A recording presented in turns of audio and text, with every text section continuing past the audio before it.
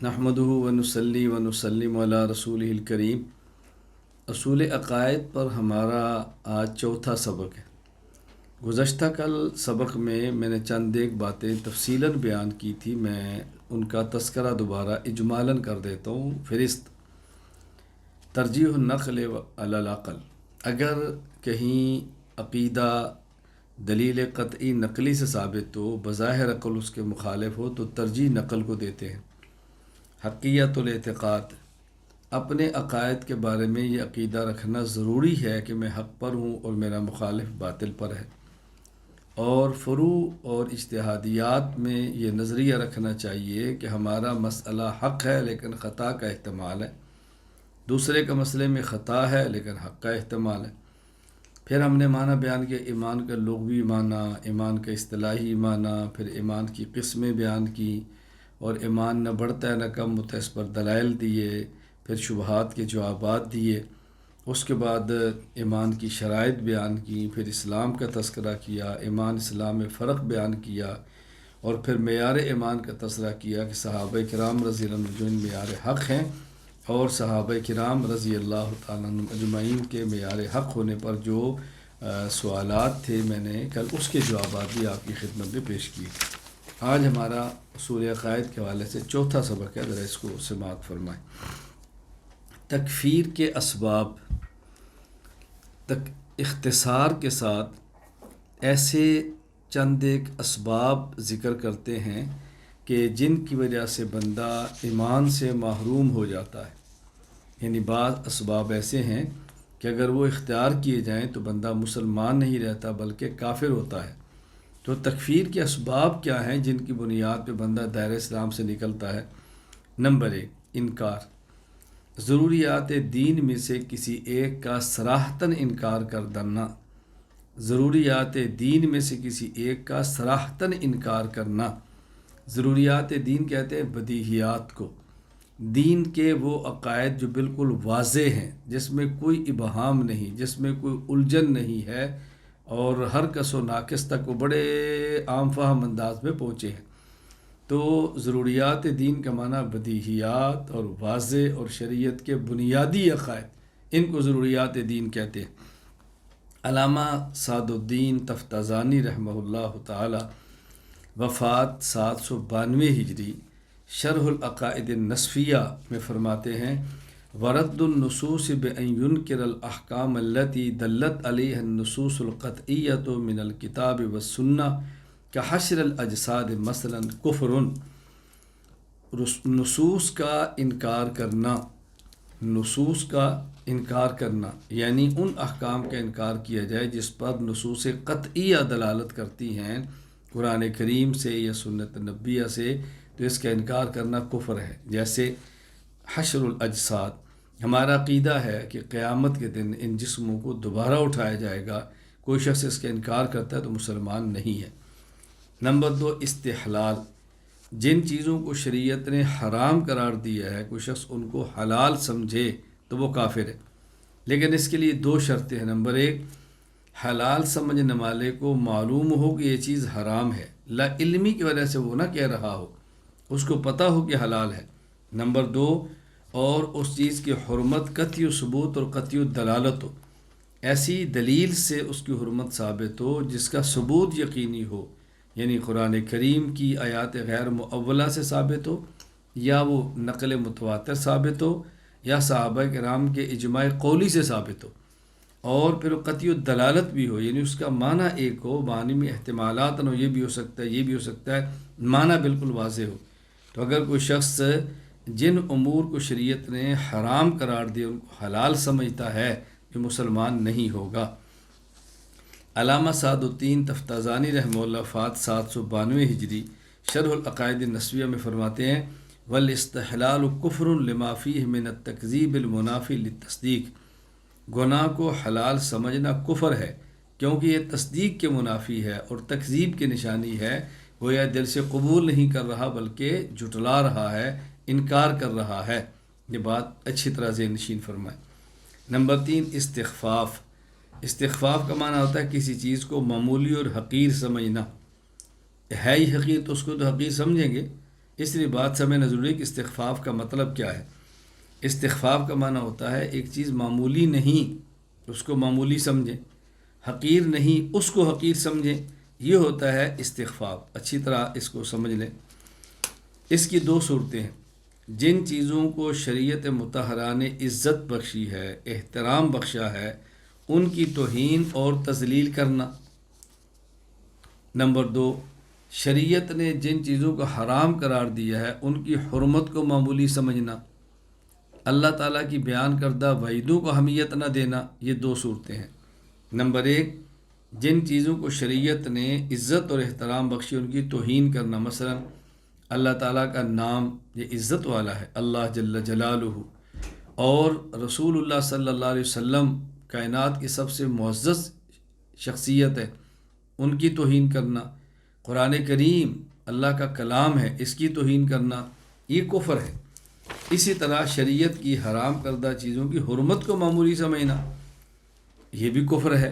زنا کی حرمت کو معمولی سمجھے اور سود کی حرمت کو معمولی سمجھے، یہ کفر ہے۔ علامہ سعد الدین مسعود بن عمر بن عبداللہ تفتازانی رحمہ اللہ وفات 792 ہجری شرح العقائد النسویہ میں فرماتے ہیں، نعم اذا کان بطریق الاستحلال والاستخفاف کان کفرا لکونہ علامت التکذیب، کسی حرام کو حلال سمجھ کر اس کا ارتکاب کرنا یا شریعت کی حرام کردہ چیزوں کی حرمت کو معمولی سمجھنا، یہ کفر ہے۔ وعیدوں کو اہمیت نہ دے، کیوں؟ یہ تکذیب کی علامت ہے۔ اگر تکذیب نہ کرتا، تصدیق کرتا تو معمولی کیوں سمجھتا۔ نمبر 4، استہزاء، شرعی احکام کا مذاق اڑانا۔ شریعت کا حکم بظاہر چھوٹا ہو، بڑے احکام کے مقابلے میں معمولی حکم ہو، اس کا مذاق اڑائے تو انسان مسلمان نہیں رہتا۔ جیسے داڑھی ہے، اب داڑھی یہ واجب ہے، کوئی شخص اس کا مذاق اڑائے یہ مسلمان نہیں رہے گا۔ یہ بات اچھی طرح سمجھ لیں، ایک ہے داڑھی کا ثبوت، ایک ہے داڑھی کا حکم وجوب۔ جب کہتے ہیں داڑھی سنت ہے، اس کا معنی یہ ہوتا ہے کہ اس کا وجوب سنت سے ثابت ہے، رسول اللہ علیہ وسلم کی حدیث مبارکہ سے ثابت ہے، لیکن ہے یہ واجب۔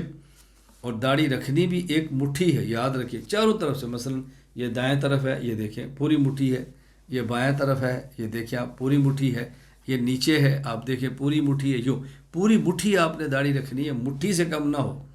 جو داڑھی سنت رسول اللہ علیہ وسلم ثابت ہے وہ تینوں طرف سے مٹھی داڑھی ہو، مٹھی سے کم نہ ہو۔ مٹھی سے کم داڑھی ہو تو اس کا گناہ اسی طرح ہے جس طرح داڑھی منڈانے کا گناہ ہے۔ رسول اکرم صلی اللہ علیہ وسلم کی حدیث مبارک ہے، 70,000 فرشتے ایسے ہیں کہ جن کی تسبیح یہ ہے، سبحان من زین الرجال باللحا والنساء بالدوائر، پاک ہے وہ اللہ جس نے مرد کو داڑھی کے ساتھ زینت دی ہے اور جس نے عورت کو بالوں کے ساتھ زینت دی ہے۔ جس طرح عورت کا حسن عورت کی بال میں ہے، مرد کا حسن مرد کی داڑھی میں ہے۔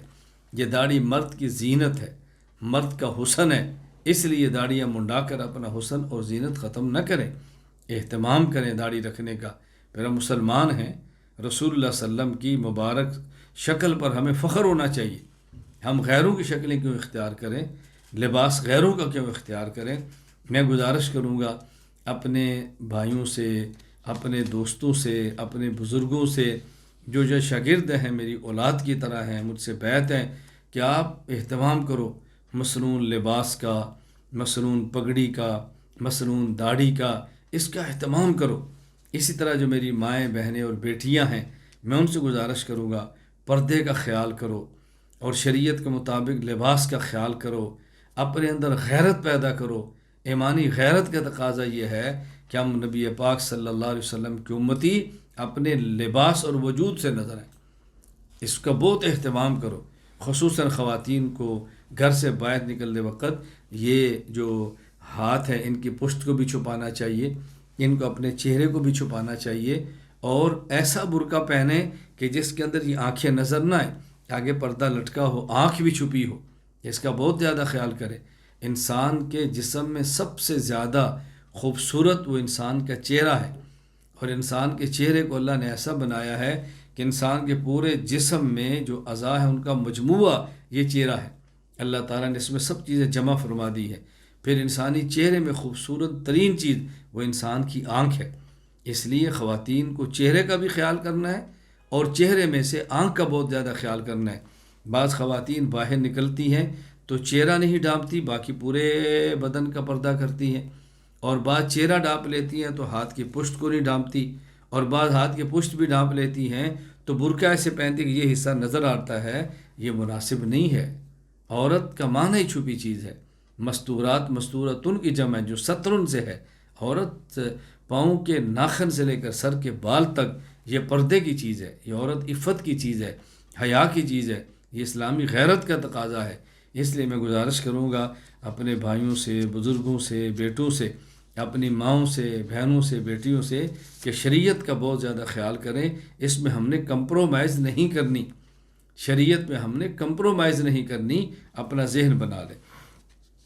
امام ابو بکر احمد بن علی الجساس الرازی رحمہ اللہ، وفات 370 ہجری، احکام القرآن الجساد سورۃ التوبہ کی آیت نمبر 65 اور 66 کے تحت فرماتے ہیں، ان الاستہزاء بآیات اللہ وبشیء من شرائع دینہ کفر۔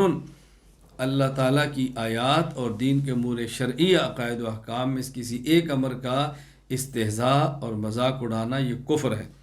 یہاں بطور فائدہ کے ایک بات اچھی طرح ذہن نشین فرما لیں، ہمارے یہاں 3 لفظ استعمال ہوتے ہیں اور تینوں کا مفہوم الگ ہے۔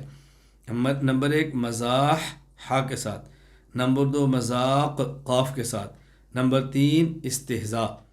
مزاح کا معنی الگ ہے، مذاق کا معنی الگ ہے، اور استہزاء کا معنی الگ ہے۔ ہوتی تینوں میں دل لگی ہے، لیکن ہر ایک کی نوعیت الگ ہے، اس لیے ہر ایک کا حکم بھی الگ ہے۔ نمبر 1 مزاح۔ مزاح ایسی دل لگی جس سے دوسرے کی تحقیر مقصود نہ ہو اور دوسرے کی تحقیر محسوس بھی نہ ہو۔ ایسی دل لگی جس میں دوسرے کی تحقیر مقصود بھی نہ ہو اور دوسرے کی تحقیر محسوس بھی نہ ہو۔ ذہن نشین فرما لیں، یہاں 3 لفظ ہیں، نمبر 1 مزاح، نمبر 2 مذاق، اور نمبر 3 استہزاء۔ ہر ایک کا معنی مفہوم الگ ہے اور ہر ایک کا حکم بھی الگ ہے۔ نمبر 1 مزاح، ایسی دل لگی جس میں دوسرے کی تحقیر مقصود بھی نہ ہو اور دوسرے کی تحقیر محسوس بھی نہ ہو۔ اس کی مثال شمائل ترمذی میں باب ما جاء فی صفت مزاح رسول اللہ صلی اللہ علیہ وسلم کے اندر حضرت امام ابو عیسیٰ بن سورہ الترمذی نے حدیث نقل فرمائی ہے، انس بن مالک رضی اللہ تعالیٰ عنہ، رسول اکرم صلی اللہ علیہ وسلم کے 10 سالہ محبوب ترین خادم، وہ فرماتے ہیں ایک شخص نے نبی کریم صلی اللہ علیہ وسلم سے سواری کے لیے جانور طلب کیا، ان رجلا استحمل رسول اللہ صلی اللہ علیہ وسلم فقال انی حاملک علی ولد ناقۃ، تو آپ صلی اللہ علیہ وسلم فرمایا کہ میں اونٹنی کا بچہ تمہیں دیتا ہوں، اونٹنی کا بچہ دوں گا، اس پر تمہیں سوار کروں گا۔ تو اس نے کہا یا رسول اللہ ما اصنع بولد ناقۃ، اونٹنی کے بچے کو میں کیا کروں گا، میں نے سوار ہونا ہے، اور آپ فرماتے ہیں میں اونٹنی کا بچہ دوں گا، تو میں اس پر کیسے سواری کروں گا؟ تو رسول اللہ صلی اللہ علیہ وسلم فرمانے لگے وَهَلْ تَلِدُ الْإِبِلَ إِلَّا النُّوق، اللہ اکبر۔ نبی پاک صلی اللہ علیہ وسلم فرمانے لگے تو بڑا اونٹ بھی تو اونٹنی کا بچہ ہی ہوتا ہے، بڑا اونٹ بھی تو اونٹنی کا بچہ ہی ہوتا ہے، یعنی میں جو آپ کو بڑا اونٹ دے گا تو اونٹنی کا تو بچہ ہی ہوگا نا۔ تو اب دیکھو آپ صلی اللہ علیہ وسلم نے دل لگی فرمائی ہے، نہ تحقیر مقصود ہے نہ ہی تحقیر نظر آ رہی ہے۔ اللہ کے نبی صلی اللہ علیہ وسلم ایسی دل لگی فرمایا کرتے تھے۔ نمبر 2 مذاق، ایسی دل لگی جس سے تحقیر مقصود نہ ہو البتہ تحقیر محسوس ہو، البتہ تحقیر محسوس ہو۔ اس کی مثال بڑی واضح ہے کہ جس طرح ایک بچہ وہ کسی بڑے کی ٹوپی اتار کے پھینکتا ہے، اینک پھینک دیتا ہے، اب دیکھو دیکھنے میں محسوس ہو رہا ہے کہ بچہ تحقیر کر رہا ہے، حالانکہ تحقیر نہیں کر رہا، تحقیر محسوس ہو رہی ہے۔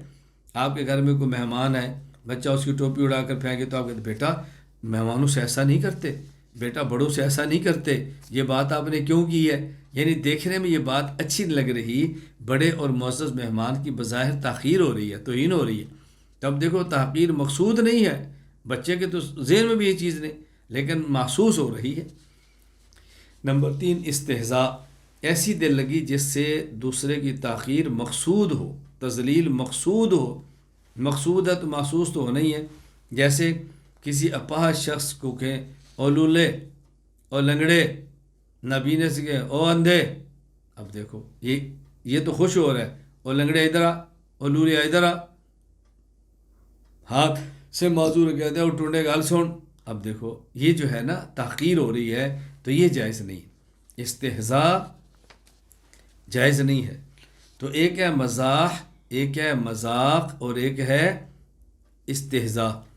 مزاح یہ تو مستحب ہے، رسول اکرم صلی اللہ علیہ وسلم کی مبارک سنت ہے، آپ صلی اللہ علیہ وسلم مزاح فرمایا کرتے تھے، دل لگی فرماتے تھے۔ مذاق یہ مباح ہے، باعث اجر و ثواب تو نہیں لیکن جائز ہے۔ استہزاء یہ گناہ ہے، ناجائز ہے، اس سے بچنا چاہیے۔ نمبر 5 تعویل باطل، بات یہ چل رہی تھی کہ اسباب کفر کیا ہیں، ان میں سے 5واں سبب ہے تعویل باطل، کسی نص یا قطعی عقیدہ میں ایسی تعویل کرنا جو نصوص قطعیہ یا اجماعی عقیدہ کے خلاف ہو، یہ کفر ہے۔ حضرت شاہ ولی اللہ احمد بن عبد الرحیم بن وجیہ الدین محدث دہلوی رحمہ اللہ، وفات 1176 ہجری، المصوع شرح الموطا میں فرماتے ہیں وَتَأْوِيلٌ يُصَادِمُ مَا ثَبَتَ بِقَاطِعٍ فَذَلِكَ زَنْدَقَةٌ، کہ وہ تعویل کہ جو اس عقیدے یا مسئلے کے خلاف ہو، جو دلیل قطعی سے ثابت ہو، یہ تعویل زندقہ اور کفر ہے۔ اس کی مثال مرزا غلام احمد قادیانی ملعون نے روحانی خزائن میں لکھا ہے، روحانی خزائن جلد نمبر 22 صفحہ 30 پہ مرزا غلام احمد قادیانی کہتا ہے یہ جو حضور اکرم صلی اللہ علیہ وسلم خاتم النبیین ہیں، اس کا معنی یہ نہیں کہ آپ آخری نبی ہیں اور آپ کے بعد کوئی نبی نہیں ہوگا، اس کا معنی ہے کہ صاحب خاتم آپ ہیں۔ خاتم کہتے ہیں مہر کو، نبوت کی مہر آپ کے پاس ہے، آپ کے علاوہ کسی اور کے پاس نہیں۔ جس پر آپ نبوت کی مہر لگائیں گے وہ نبی بن جائے گا، اور نبی بننے کے لیے ضروری ہے کہ وہ آپ کے بعد وہ شخص نبی بنے گا جو آپ کا امتی ہو، اور کامل پیروی، کامل اتباعی کر کے اپنے وجود کو فنا کر دے حتیٰ کہ اس کو نبوت مل جائے۔ تو اس نے خاتم النبیین کا معنی کیا کیا کہ آپ کے بعد نبی تو ہو سکتا ہے، لیکن ایسا نہیں ہو سکتا کہ جس کی مہر سے کوئی اور بھی نبی بن جائے، یہ ہے خاتم النبیین کا معنی۔ اب دیکھو یہ خاتم النبیین میں ایسی تعویل ہے کہ جو عقیدہ قطعیہ کے خلاف اور واضح کفر ہے۔ مرزا غلام احمد قادیانی لکھتا ہے اور اس کی امت کے لیے قیامت تک مکالمہ اور مخاطبہ الہیہ کا دروازہ کبھی بند نہ ہوگا، یعنی وہی آتی رہے گی، اور بجز اس کے کوئی نبی صاحب خاتم نہیں، ایک وہی ہے جس کی مہر سے ایسی نبوت بھی مل سکتی ہے جس کے لیے امتی ہونا لازمی ہے، اور اس کی ہمت اور ہمدردی نے امت کو ناقص حالت پر چھوڑنا نہیں چاہا، اور ان پر وحی کا دروازہ جو اصول معرفت کی اصل جڑ ہے بند رہنا گوارا نہیں کیا۔ ہاں اپنی ختم رسالت کا نشان قائم رکھنے کے لیے چاہا کہ فیض وحی آپ کی پیروی کے وسیلہ سے ملے، اور جو شخص امتی نہ ہو اس پر وحی الہی کا دروازہ بند ہو۔ سو خدا نے ان معنوں سے آپ کو خاتم الانبیاء ٹھہرایا، لہذا قیامت تک یہ بات قائم ہوئی کہ جو شخص سچی پیروی سے اپنا امتی ہونا ثابت نہ کرے اور آپ کی مطابقت میں اپنا تمام وجود محو نہ کرے، ایسا انسان قیامت تک نہ کوئی کامل وحی پا سکتا ہے اور نہ کامل ملہم ہو سکتا ہے، نہ اس پر وحی آتی الہام ہو سکتا ہے۔ تو یہ ہم نے آپ کی خدمت میں اسباب کفر بیان کیے ہیں 5۔ اگر ان میں سے کوئی ایک سبب بھی پایا جائے تو انسان مسلمان نہیں رہتا بلکہ انسان کافر ہو جاتا ہے، اس کو اچھی طرح ذہن نشین فرما لیں۔ اب یہاں تعویل پر تھوڑی سی بات کر چکے ہیں، تعویل باطل کی تذکرہ آیا ہے، اور عقائد میں تعویل کو بڑی اہمیت ہے، کون سی تعویل جائز ہے، کون سی ناجائز ہے، تعویل کا معنی کیا ہے، تعویل کی قسمیں کیا ہیں، اس پر ہم تھوڑی سی بات قدر تفصیل سے کرتے ہیں۔ تعویل کا لغوی معنی سید علی بن محمد بن علی الجرجانی رحمہ اللہ، وفات 816 ہجری، تعریفات میں فرماتے ہیں التعویل فی الاصل الترجیع، تعویل کا اصلی اور لغوی معنی ہے لوٹانا، اور تعویل کے اصطلاحی معنی علامہ علی بن محمد العامدی رحمہ اللہ، وفات 631 ہجری، الاحکام فی اصول الاحکام، جس میں فرماتے ہیں وہ حمل اللفظ علی غیر مدلولہ الظاہر منہ مع احتمالہ لہو۔ تعویل کہتے ہیں لفظ کا ظاہری معنی چھوڑ کر کوئی اور معنی مراد لینا، بشرطے کہ لفظ اس معنی کا احتمال بھی رکھتا ہو۔ تعویل کی بنیادی طور پر دو قسمیں ہیں۔ نمبر ایک تعویل صحیح، نمبر دو تعویل باطل۔ نمبر ایک تعویل جائز، نمبر دو تعویل ناجائز۔ یہ بنیادی تعویل کی دو قسمیں ہیں، آگے ناجائز کی بات بھی کریں گے، جائز کی بات بھی کریں گے۔ بنیادی ذہن میں رکھ لیں کہ تعویل کی بنیادی طور پر دو قسمیں ہیں، تعویل صحیح، تعویل باطل، تعویل جائز اور تعویل ناجائز۔ تعویل صحیح کسے کہتے ہیں؟ کسی نص کا ایسا معنی مراد لینا جو دیگر نصوص اور اجماع امت کے خلاف بھی نہ ہو اور نص میں اس معنی کا احتمال بھی ہو، یہ تعویل جائز اور مقبول ہے۔ علامہ علی بن محمد العامدی رحمہ اللہ وفات 631 ہجری الاحکام فی اصول الاحکام میں فرماتے ہیں وَأَمَّا التَّأْوِيلُ الْمَقْبُولُ الصَّحِيحُ فَهُوَ حَمْلُ اللَّفْظِ عَلَى غَيْرِ مَدْلُولِهِ الظَّاهِرِ مِنْهُ مَا احتمالہ لہو بدلیل یعضدہ۔ جائز اور مقبول تعویل وہ ہے جس میں لفظ کا ظاہری معنی چھوڑ کر دوسرا ایسا معنی مراد لیا جائے جس معنی کے لفظ احتمال بھی رکھتا ہو اور اس معنی کی تائید میں کوئی دلیل بھی موجود ہو۔ سید علی بن محمد بن علی الجرجانی رحمہ اللہ وفات 806 ہجری جائز تعویل کی تعریف کرتے ہوئے التعریفات میں لکھتے ہیں صرف اللفظ عن معنیہ الظاہر الی معنی یحتملہ اذا کان المحتمل الذی یراہ موافقا للکتاب والسنہ۔ لفظ کا ظاہری معنی و مفہوم مراد لینے کی بجائے ایسا معنی مراد لینا جس کا لفظ احتمال بھی رکھتا ہو اور دوسرا محتمل معنی قرآن اور سنت کے موافق بھی ہو، قرآن و سنت سے ٹکراؤ نہ ہو۔ اس کی مثال قرآن کریم کے اندر ہے یخرج الحی من المیت، اللہ تعالیٰ مردہ سے زندہ کو پیدا نکالتا ہے۔ یخرج الحی من المیت، اللہ میت سے حی کو نکالتے ہیں، مردہ سے زندہ کو نکالتے ہیں۔ اب اس کی تفسیر کیا ہے کہ اللہ تعالیٰ انڈا سے مرغی کو نکالتے ہیں، انڈا مردہ ہے اور مرغی زندہ ہے۔ پرندے کو انڈے سے نکالتے ہیں، پرندہ زندہ ہے، انڈا مردہ ہے۔ تو پرندے کو انڈے سے نکالنا یہ زندہ کو مردہ سے نکالنا ہے۔ اب اس میں تعویل کیا ہے کہ اللہ تعالیٰ مومن کو کافر سے نکالتے ہیں، باپ کافر ہے اور بیٹا مومن ہے۔ اللہ تعالیٰ عالم کو جاہل سے نکالتے ہیں، باپ جاہل ہے اور بیٹا عالم ہے۔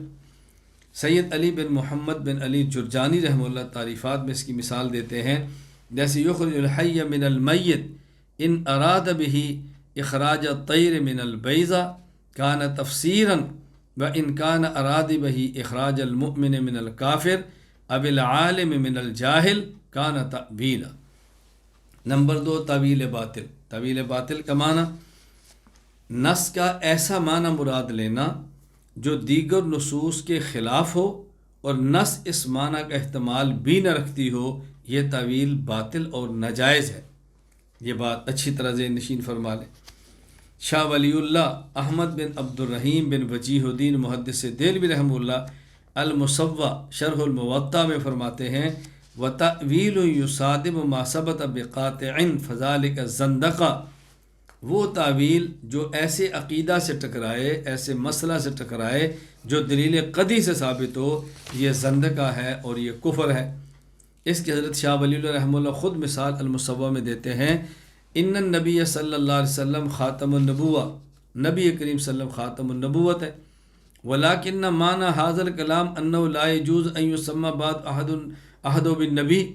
اب کوئی شخص یہ کہتا ہے کہ اس کے بعد نبی آ تو سکتا ہے، لیکن خاتم النبوت کا معنی ہے کہ آپ کے بعد کسی کو نبی کہہ نہیں سکتے، کسی کا نبی نام نہیں رکھ سکتے، ہو سکتا ہے لیکن کہہ نہیں سکتے، نام نہیں رکھیں گے، یہ تعویل باطل ہے۔ یہاں ایک اشکال اور اس کا جواب اچھی طرح سمجھ لیں۔ شبہ بطور فائدہ، شبہ اور جواب۔ شبہ کیا ہے کہ دیکھیں، ایک ہے تعویل صحیح اور ایک ہے تعویل باطل۔ جب آپ نے تعویل کا معنی کیا تو تعویل کا معنی یہ کیا کہ لفظ کا ظاہری معنی چھوڑ کر ایسا معنی مراد لینا کہ جس معنی کا احتمال بھی ہو، اور پھر تعویل کی قسمیں کی، ایک جائز اور ناجائز۔ اور تعویل ناجائز میں آپ نے کیا معنی کیا؟ ایسا معنی کرنا کہ جس کا احتمال ہی نہ ہو۔ تو تعویل کی تعریف یہ کی ہے کہ ظاہری معنی چھوڑ کر ایسا معنی مراد لینا کہ جس معنی کا احتمال ہو، اور تعویل باطل وہ جس معنی کا احتمال ہی نہ ہو۔ اس کے اوپر تو تعویل کی تعریف ہی صادق نہیں آتی، تو آپ اس کو تعویل باطل کو تعویل کیسے کہہ سکتے ہیں؟ اس کا جواب اچھی طرح ذہن نشین فرما لیں۔ دیکھو، اس کا جواب یہ ہے کہ ہم نے اس کو تعویل اس طرح کہا جس طرح حدیث موضوع کو حدیث کہہ دیتے ہیں۔ کیوں؟ کوئی شخص اپنی طرف سے ایک گھڑ کر بات پیش کرتا ہے اور اپنی من گھڑت بات کو حدیث کہتا ہے، تو ہم کہتے ہیں یہ حدیث موضوع ہے، یعنی جو بات اس نے گھڑی ہے اور من گھڑت کو اس نے حدیث کہا، یہ حدیث نہیں بلکہ گھڑی ہوئی بات ہے، اس لیے حدیث موضوع کہتے ہیں۔ بالکل اسی طرح تعویل باطل کو ہم تعویل کے اندر شامل کرتے ہیں کہ تعویل تو کہتے ہیں لفظ کا ظاہری معنی چھوڑ کر ایسا معنی مراد لینا جس کا احتمال ہو۔ یہ ایسا معنی مراد لے رہا ہے جس کا احتمال نہیں، اس کو تعویل کہہ رہا ہے، تو جس کو یہ تعویل کہتا ہے یہ تعویل باطل ہے۔ تو جس طرح کوئی شخص من گھڑت بات کو حدیث کہتا ہے، تو ہم کہتے ہیں جس کو یہ حدیث کہتا ہے یہ موضوع ہے، من گھڑت حدیث ہے۔ اسی طرح جس کو تعویل کہہ رہا ہے یہ تعویل کہلانے کے قابل نہیں، یہ تعویل کہہ رہا ہے تو تعویل باطل ہے، اس لیے اس کو تعویل کہہ دیتے ہیں، ورنہ تو اس تعویل کا لفظ اس پر صادق نہیں آتا۔ شرائط تعویل، تعویل کہاں کر سکتے ہیں؟ تعویل کہاں گنجائش ہے تعویل کرنے کی؟ کہاں تعویل کریں گے؟ شرائط تعویل، نمبر 1، لغوی اور اصلی معنی مراد لینا متعذر ہو، یعنی ایسی جگہ پر تعویل کریں گے کہ جہاں جو ظاہری معنی ہے وہ مراد نہ لیا جا سکتا ہو، جو اس لفظ کا معنی معروف ہے وہ نہ لیا جا سکتا ہو۔ یہ بات اچھی طرح ذہن نشین فرما لیں۔ کسی لفظ کا جو ظاہری معنی ہے، جو لفظ کا لغوی معنی ہے، جو لفظ کا اصلی معنی ہے، اس کا مراد لینا یہاں ناممکن ہو، تو پھر تعویل کر کے وہ معنی مراد لیں گے جو ظاہری نہیں ہے۔ اس کی مثال سمجھیں، قرآن کریم میں اللہ تعالیٰ کے لیے یدن کا لفظ استعمال ہو، ید اللہ فوق ایدیہم۔ قرآن کریم میں اللہ تعالیٰ کے لیے عین کا لفظ استعمال ہوا ہے، عین کا لفظ قرآن کریم میں ہے۔ وَاصْنَعِ الْفُلْكَ بِأَعْيُنِنَا، قرآن کریم میں اللہ تعالیٰ کے لیے لفظ ساق کا استعمال، یوم یکشف عن ساق۔ اب عین کا معنی آنکھ ہوتا ہے، ید کا معنی ہاتھ ہوتا ہے، ساق کا معنی پنڈلی ہوتا ہے۔ قرآن کریم میں اللہ کی لفظ وجہ استعمال ہوا ہے، کل من علیہا فان ویبقى وجہ ربک ذو الجلال۔ اب اللہ کے لیے نہ تو ہاتھ ہے، یہ تو جسم کا ہوتا ہے، اللہ جسم سے پاک ہے، نہ ہی اللہ کے لیے آنکھ ہے، آنکھ جسم کی ہوتی ہے، اللہ جسم سے پاک ہے، نہ ہی اللہ تعالیٰ کے لیے پنڈلی ہے، پنڈلی جسم کی، اللہ جسم سے پاک ہے، نہ ہی اللہ تعالیٰ کے لیے چہرہ ہے، چہرہ جسم کا ہوتا ہے، اللہ جسم سے پاک ہے۔ اب ان کا ظاہری اور لغوی معنی مراد نہیں لے سکتے، اب کون سا معنی لیں گے؟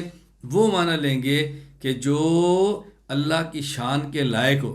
اس لیے یدن کا معنی ہم نے قدرت کیا ہے، عین کا معنی حفاظت کیا ہے، اور ساقن کا معنی شدت کیا ہے، اور وجہ کا معنی اللہ تعالیٰ کی ذات کیا ہے۔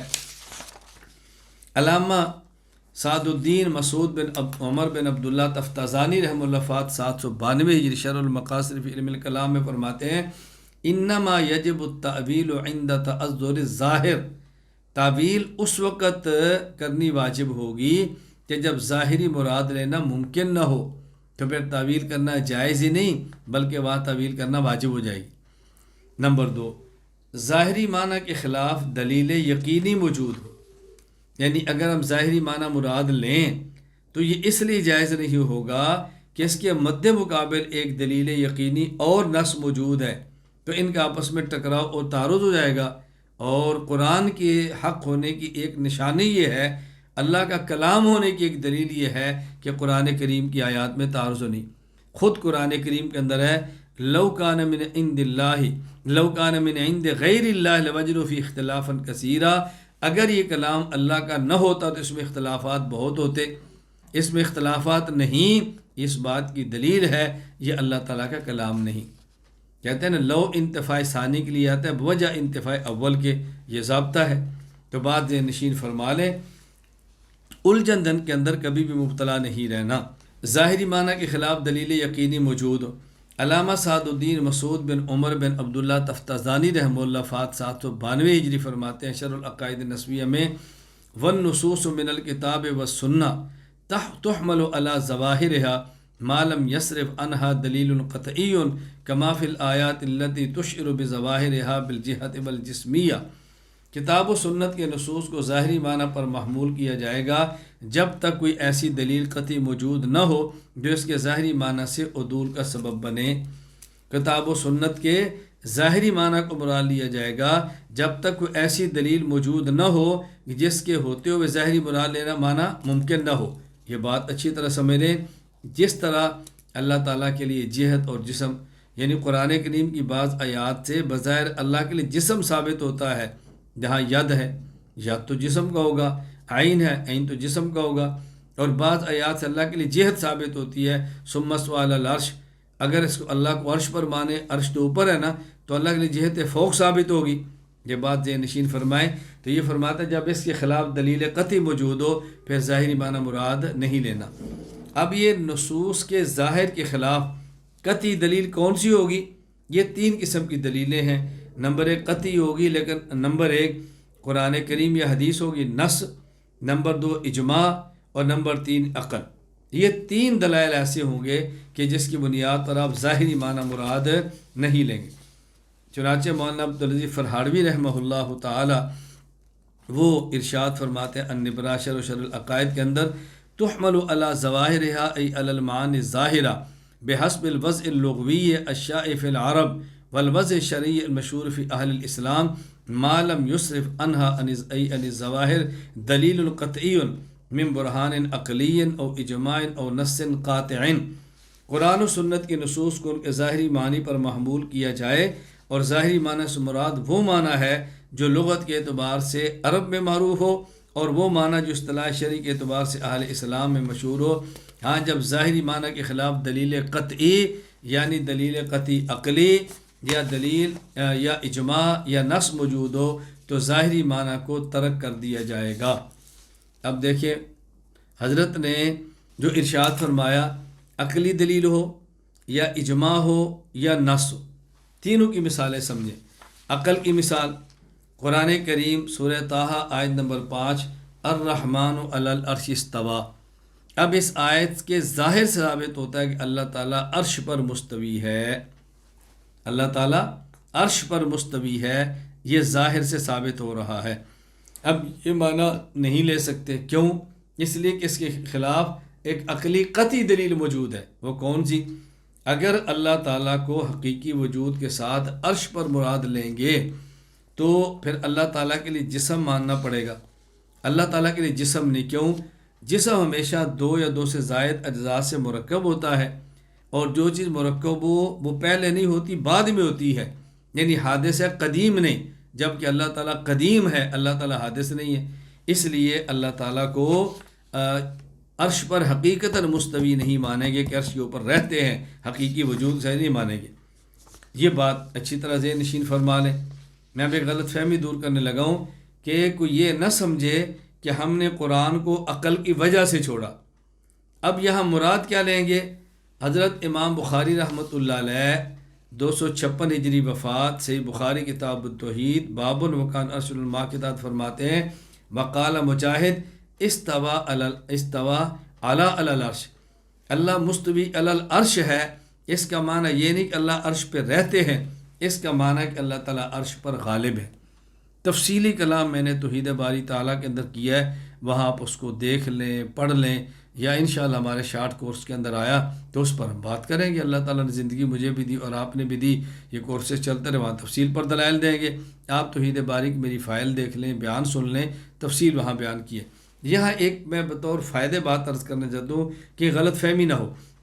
یہ جو ہم نے کہا کہ ثم استوى علی العرش کا ظاہری معنی نہیں رہتے کہ اس کے خلاف ایک قطعی عقلی دلیل موجود ہے، تو یہ نہ سمجھنا کہ ہم عقلی دلیل کی وجہ سے چھوڑ رہے ہیں، جہاں اس کے مقابلے میں قطعی عقلی دلیل موجود ہے وہاں اس کے مقابلے میں قطعی نقلی دلائل بھی موجود ہے۔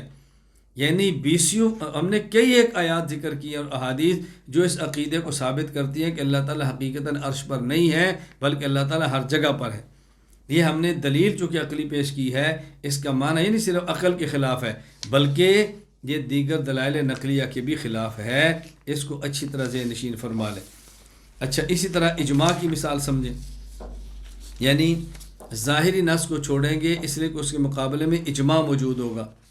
توجہ رکھیں، قرآن کریم سورۃ البقرہ آیت نمبر 28، کیف تکفرون باللہ وکنتم امواتا فاحیاکم ثم یمیتکم ثم یحییکم ثم الیہ ترجعون۔ تم اللہ کا انکار کیسے کرتے ہو حالانکہ تم مردہ تھے، اللہ نے تمہیں زندگی دی، تمہیں موت دے گا، پھر حیات دے گا، تم اللہ کی طرف لٹائے جاؤ گے۔ اب دیکھو اس آیت کے ظاہر سے 2 موتیں اور 2 حیاتیں ثابت ہوتی ہیں۔ نمبر 1، کنتم امواتا، تم پہلے روح نہیں تھی تمہارے اندر، تم مردہ تھے، پھر تم ماں کے پیٹ کے اندر آئے، اللہ نے تمہیں زندگی عطا فرما دی، تم ماں کے پیٹ سے دنیا کے اندر آ گئے، پھر اس کے بعد دنیا میں انسان پر موت آ گئی۔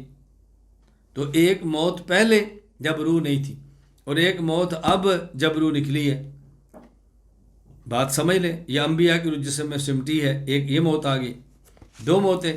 اس کے بعد فرمایا ثم یحییکم، پھر اللہ تمہیں حیات دیں گے، اللہ تمہیں حشر میں جمع کر لیں گے۔ اب اس آیت کے ظاہر سے معلوم ہوتا ہے کہ 2 موتیں اور 2 حیاتیں ہیں۔ ایک موت ماں کے پیٹ میں حیات ملنے سے پہلے اور ایک موت جو دنیا میں ہم دیکھتے ہیں۔ ایک حیات جو ماں کے پیٹ میں ملتی ہے اور دنیا کے اندر ہوتی ہے، اور ایک حیات وہ ہے کہ جو حشر کے اندر ہوگی۔ اب بظاہر معلوم ہوتا ہے کہ موتیں بھی 2 ہیں اور حیاتیں بھی 2 ہیں۔ اچھا، جب کہ اجماع اس کے خلاف ہے، اجماع اس بات پر ہے کہ قبر کے اندر بھی حیات ہے۔ اب قبر کی حیات مانیں گے تو حیاتیں 3 ہو جائیں گی۔ سلطان المحدثین نور الدین علی بن سلطان المعروم اللہ علی قاری رحمہ اللہ، وفات 1014 ہجری، شرح الفقہ الاکبر فرماتے ہیں، وَعْلَمْ أَنَّ أَهْلَ الْحَقِّ اتَّفَقُوا عَلَىٰ أَنَّ اللَّهَ يَخْلُقُ فِي الْمَيِّتِ نَوْعَ حَيَاةٍ فِي الْقَبْرِ قَدْرَ مَا يَتَأَلَّمُ وَيَتَلَذَّذُ۔ اہل حق کا اس بات پر اتفاق ہے کہ اللہ تعالیٰ میت میں قبر کے اندر ایک معمولی حیات رکھ دیتے ہیں کہ جس سے وہ لذت بھی محسوس کرتا ہے اور اگر کافر ہے تو تکلیف بھی محسوس کرتا ہے۔ اب دیکھو امت کا اجماع ہے کہ قبر میں حیات ملتی ہے۔ اب قرآن کریم کی ظاہر کو دیکھیں تو معلوم ہوتا ہے قبر کے اندر حیات نہیں ملتی، ایک حیات دنیا میں، ایک حیات حشر میں۔ ہم نے ظاہری معنی کو چھوڑ دیا، اس ظاہری معنی کے خلاف اجماع موجود ہے۔ اور آپ کو یاد ہے میں اجماع کی بحث میں یہ بات کہہ چکا ہوں کہ اگر کسی مقام پر اجماع آ جائے اور آیت کے ظاہری مفہوم کے خلاف اجماع کا ہونا اس بات کی دلیل ہوتی ہے کہ یہ یا تو حکم منسوخ ہے اور یا یہ مسئلہ وہ نہیں جو ظاہر میں ہمیں نظر آ رہا ہے۔ بات اچھی طرح ذہن نشین فرما لیں تاکہ الجھن نہ پڑے۔ اب مسئلہ کیا ہے؟ مسئلہ ایک ہوتی ہے حیات ظاہری جو محسوس اور نظر آئے، اور ایک ہوتی ہے حیات مخفی جو انسان کو نظر نہ آئے۔ قبر میں حیات ہے لیکن وہ حیات مخفی ہے جو دنیا والے کو محسوس نہیں ہوتی، وہ حیات برزخی ہے، حیات پردے کے اندر ہے۔ اللہ تعالیٰ نے اس آیت میں جن 2 حیاتوں کا ذکر کیا ہے، یہ حیاتیں وہ ہیں جو ظاہری ہیں، اور احادیث میں اور قرآنی آیات میں بھی اس قبر والی حیات کا ذکر موجود ہے، وہ حیات وہ ہے جو مخفی ہے۔ اب ہم نے ظاہری معنی چھوڑ دیا کہ حیاتیں 2 ہیں اور ایک دوسرا معنی لے لیا کہ حیاتیں 3 ہیں۔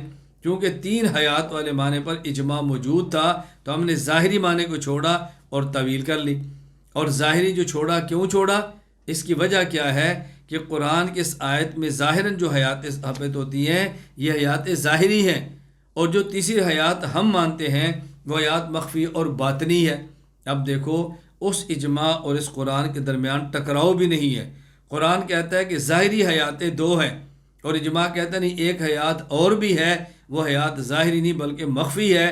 تو قرآن تیسری حیات مخفی کا انکار نہیں کرتا اور اجماع سے تیسری حیات مخفی ثابت ہوتی ہے، وہ صرف دو حیاتوں کا انکار نہیں کر رہا کہ دو حیاتیں نہیں ہیں، نہ دو حیاتیں بھی ہیں اور ظاہری حیات بھی ہے، تو اس لیے ہم نے تیسری حیات مان لی ہے جو کہ حیات مخفی ہے۔ اس کی تفصیلی گفتگو میں نے ثواب و عذاب قبر پر کی ہے، حیات النبی صلی اللہ علیہ وسلم پر کی ہے۔ اگر اللہ نے مجھے بھی زندگی دی اور آپ کو بھی زندگی دی، عافیت کے ساتھ رہے، اور یہ ہمارا ہر 3 ماہ والا شارٹ کورس چلتا رہا، تو میں انشاءاللہ اس پر تفصیل سے گفتگو کروں گا۔ اللہ نے چاہا تو اس پر ہونے والے تمام شبہات کو گرد و غبار کی طرح اڑا کے رکھ دیں گے، کوئی شبہ آپ کو نظر نہیں آئے گا انشاءاللہ۔ آپ محسوس کریں گے کوئی شبہ موجود نہیں ہے، جو شبہ آئے گا ہم اس کو اڑا کے رکھ دیں گے انشاءاللہ، اور قوت دلیل سے پیش کریں گے۔ یہ نہیں کہ لچر لہجے سے ہم اعتراضات کے جواب دیتے رہیں گے، ایسا ہرگز نہیں ہوگا۔ بس آپ ہمت اور حوصلے کے ساتھ ہمارے ساتھ رہنا، چلتے رہیں، خود بھی ہر کورس کو کریں اور مزید حضرات کورس سے متوجہ کریں تاکہ یہ عقیدہ مزید کھول کر امت کے سامنے آئے۔ اللہ تعالی ہمیں یہ بات سمجھنے کی توفیق عطا فرمائے۔ چونکہ میں اب اس پہ تفصیل نہیں کر رہا، ورنہ میں ابھی اس موضوع پر گفتگو شروع کرتا تو آپ کو مزہ آتا۔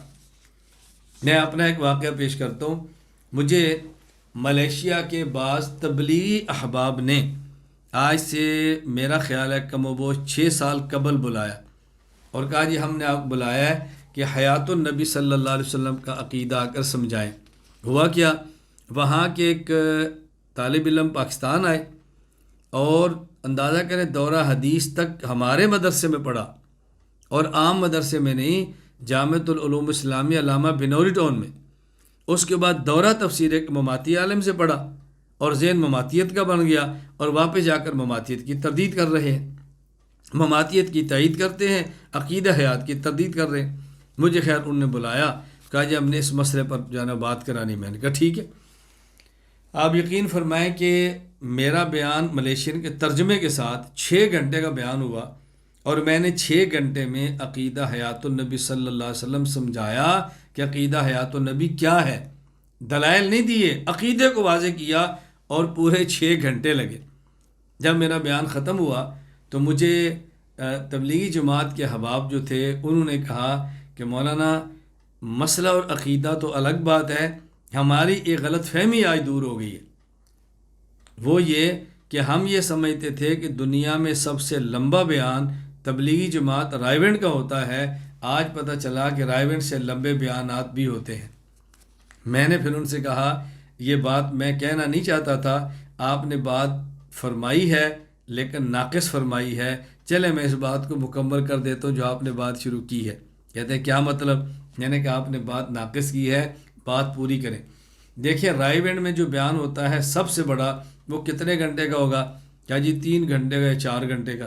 میں نے کہا اچھا 3 گھنٹے کا بیان ہوگا تو بیان کا موضوع کیا ہوگا؟ کیا جی 6 نمبر۔ میں نے کہا وہاں موضوع کے اندر 6 چیزیں ہیں۔ نمبر 1 کلمہ، نمبر 2 نماز، نمبر 3 علم و ذکر، نمبر 4 اکرام مسلم، نمبر 5 تصحیح نیت، اور نمبر 6 دعوت و تبلیغ۔ وہاں عنوان 6 ہوتے ہیں اور بیان 3 گھنٹے کا، اور ہمارا عنوان ایک ہے حیات النبی صلی اللہ علیہ وسلم اور بیان 6 گھنٹے کا۔ میں نے کہا اب آپ اندازہ فرمائے کتنا بڑا بیان ہوا ہے، وہاں عنوان 6 اور بیان 3 گھنٹے، یعنی ایک موضوع پر آدھا گھنٹہ لگا، اور ہمارا عنوان 1 اور بیان 6 گھنٹے۔ اب آپ بتائیں کہ بیان کتنا لمبا ہوتا ہے؟ تو تبلیغ والے تو ہمارے ہیں، تبلیغ ہمارا کام ہے، میں تو اس کام کی تائید کرتا ہوں۔ ہاں اگر کام کرنے والوں میں کچھ خامیاں ہوں اس کی اصلاح کریں گے، لیکن کام کرنے والوں کی خامیوں کی وجہ سے ہم کام کا انکار نہیں کر سکتے، کام ہمارا ہے۔ تو میں نے کھولا اس مسئلے کو، عقیدہ حیات النبی صلی اللہ علیہ وسلم کو، صرف یہ مسئلہ ہے کیا۔ اب آپ فرمائیں حیات النبی صلی اللہ علیہ وسلم کے مسئلے کو سمجھنے کے لیے، ثواب و عذاب و قبر سمجھنے کے لیے گھنٹے نہیں کتنے دن چاہیے ہوں گے؟ تو ہم اسی طرح پھر کھل کر عقیدہ بیان کریں گے نا، انشاءاللہ اپنے موقع پر اس کو بیان کریں گے۔ اللہ تعالیٰ میں بات سمجھنے کی توفیق عطا فرمائے۔ مجھے ایک اور واقعہ یہاں پر یاد آ گیا، پھر کسی موقع پر آج میں شاید وہاں عرض کر دوں گا، یہاں میں صرف اتنی بات عرض کرتا ہوں۔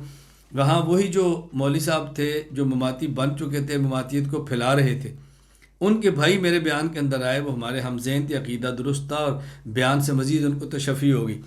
تو مجھے کہتے ہیں ہمارے جو بھائی جان مماتی ہیں تو مولانا صاحب ان کو ملیں گے آپ؟ میں نے کہا جی ضرور ملیں گے۔ مجھے کہتا ہے پھر میں ان سے فون کر کے وقت لے لوں؟ میں نے کہا نہیں، آپ ان سے وقت نہ لیں۔ مجھے کہتے ہیں وقت نہیں ہے تو ملیں گے کیسے؟ میں نے کہا ان سے ملیں گے لیکن وقت ان سے لینے کی بجائے مجھ سے لو، اور بجائے اس کے کہ میں جاؤں ان کو لاؤ تاکہ ملاقات کریں۔ جی نہیں آئیں گے، تو میں نے کہا نہ آئیں، وہ آنے کے لیے تیار نہیں تو مجھے تو ان کی زیارت کا شوق نہیں ہے۔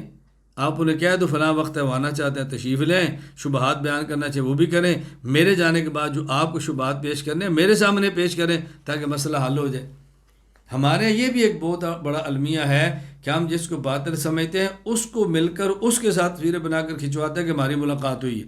میں نے کہا بھی ہم اس کے پاس جائیں کیا کمال ہے، وہ ہمارے پاس آئے تو ٹھیک ہے، آئے، مہمانوں کے لیے دروازہ کھلا ہوتا ہے۔ میں نے کہا بھی ہماری ترتیب الگ ہے۔ میں اب نام نہیں لیتا، مناسب نہیں ہے، تو انہوں نے ایک بہت بڑے عالم کا نام لیا، وہ عالم بھی ہے، عالم ربانی ہے، عالم حق ہیں، جید ہیں، کوئی شک و شبہ کی بات نہیں ہے۔ تو مجھے وہ کہنے لگے کہ فلاں حضرت تشریف لائے تھے تو وہ تو ان کے پاس گئے تھے، ان کو ملے بھی تھے، ان کا بیان بھی کیا تھا۔ میں نے کہا ان کے وہاں جانے سے مسئلہ نہیں کھلنا، ہمارے جانے سے مسئلہ کھلنا ہے۔ وہ وہاں چلے گئے تو لوگوں نے یہ نہیں کہنا یہ ٹھیک ہے کیونکہ فلاں آئے تھے، میں چلا گیا تو لوگوں نے کہنا ٹھیک ہے اس لیے کہ اس بندے کے پاس تو مولانا الیاس گمن صاحب بھی آئے تھے۔ اگر یہ گمراہ ہوتا تو مولانا صاحب کیوں آتے؟ کیونکہ ہمارے بارے میں ہر کسی کو پتہ ہے کہ یہ غلط بندے کے پاس نہیں جاتا، یہ جب بھی جاتا ہے صحیح العقیدہ کے پاس جاتا ہے۔ میں نے کہا مولانا معذرت کے ساتھ اس معاملے میں اتھارٹی ہم ہیں، وہ نہیں ہے، وہ جائیں تو جائیں، میں ان کی تردید نہیں کرتا، لیکن میں نہیں جاؤں گا۔ اگر وہ تشریف لانا چاہیں تو ضرور آئیں، ہم ان کی بات بھی سنیں گے اور بات سنائیں گے بھی انشاءاللہ العزیز، صرف سنیں گے نہیں سنائیں گے بھی انشاءاللہ۔ میں نے عرض کیا کہ ظاہری معنی چھوڑیں گے کیونکہ وہاں اس کے خلاف دلیل عقلی قطعی موجود ہے۔ ظاہری معنی چھوڑیں گے کیوں؟ اس لیے کہ اس کے خلاف اجماع موجود ہے۔ ظاہری معنی چھوڑیں گے کیوں؟ اس لیے کہ اس کے خلاف نص موجود ہے جو ہمیں ظاہری معنی چھوڑنے پر مجبور کرتی ہے۔ نص کی مثال سمجھیں، سورۃ البقرہ آیت نمبر 115، وَلِلَّهِ الْمَشْرِقُ وَالْمَغْرِبُ فَأَيْنَمَا تُوَلُّوا فَثَمَّ وَجْهُ اللَّهِ، مشرق بھی اللہ کا، مغرب بھی اللہ کا، تم جس طرح رخ کرو گے اللہ کی ذات وہاں پہ موجود ہے، اللہ کی ذات وہاں پہ موجود ہے، تم جس طرح بھی رخ کرو گے اللہ وہاں موجود ہے۔ اب اگر اس آیت کو لیں تو اس سے بظاہر کیا معلوم ہوگا؟ توجہ رکھنا، وجہ اللہ کا چہرہ، یعنی اللہ کا چہرہ ہے۔ ہم نے اس ظاہری معنی کو چھوڑ دیا، کیوں؟ اس لیے کہ اس کے خلاف نص موجود ہے، اللہ الصمد۔ صمد کا معنی امام ابو البرکات عبداللہ بن احمد بن محمود النسوی رحمہ اللہ فات 710 ہجری تفسیر المدارک میں فرماتے ہیں، صمد کہتے ہیں الذی لا یحتاج الی احد ویحتاج الیہ کل احد۔ صمد وہ ہے کہ جس کا جو کسی کا محتاج نہ ہو، اس کا ہر کوئی محتاج ہو، جو کسی کا محتاج نہیں ہے۔ تو جب ہم مانیں گے چہرہ تو اس کا معنی کیا ہوگا؟ اللہ تعالیٰ کو موجود ہونے کے لیے جسم، اور سننے کے لیے کان، دیکھنے کے لیے آنکھ، بولنے کے لیے زبان، پکڑنے کے لیے ہاتھ، اللہ اس کے محتاج ہے۔ جب کہ اللہ تعالیٰ جسم، اعضائے جسم کے محتاج ہے نہیں، تو پھر ہم اللہ کے لیے چہرہ کیسے مان سکتے ہیں؟ کیونکہ نص موجود ہے، اس لیے ہم اس کے معنی مراد نہیں لیں گے۔ یہاں بھی مجھے اپنا ایک واقعہ یاد ہے، میں سناتا رہتا ہوں کہ میں بحرین جانا ہوا تو ایک غیر مقلد سے ملاقات ہوئی، اسی کے دفتر بیٹھے ہوئے تھے، اور یہ ذہن میں رکھنا آپ کے جی ابھی تو کہا میں نہیں جاتا، اس کے پاس جاؤں گے۔ وہ کوئی ایسی بڑی شخصیت نہیں تھی کہ اس کے پاس جانے سے میری تصویر بنتی تو لوگ اس کے حق میں ہو جاتے کہ بہت اچھا، وہ عام مطلب چھوٹے درجے کا تھا، اور میرے دوست تھے، انہوں نے کہا جی ہمارا بھتیجا ہے اور اگر اس سے مل لیں تو ممکن ہے وہ ٹھیک ہو جائے۔ میں نے کہا چلیں بیٹھ جاتے ہیں، بچہ ہے۔ خیر گئے تو بات ہماری چلی، تو خیر میں واقعہ سنا رہا تھا کہ بحرین میں غیر مقلد سے میں ملا، تو مجھے اس نے کہا کہ مولانا صاحب یہ بتائیں کہ اللہ تعالیٰ کہاں پر ہے؟ میں نے کہا قرآن سے ثابت ہوتا ہے کہ ہر جگہ پر ہے۔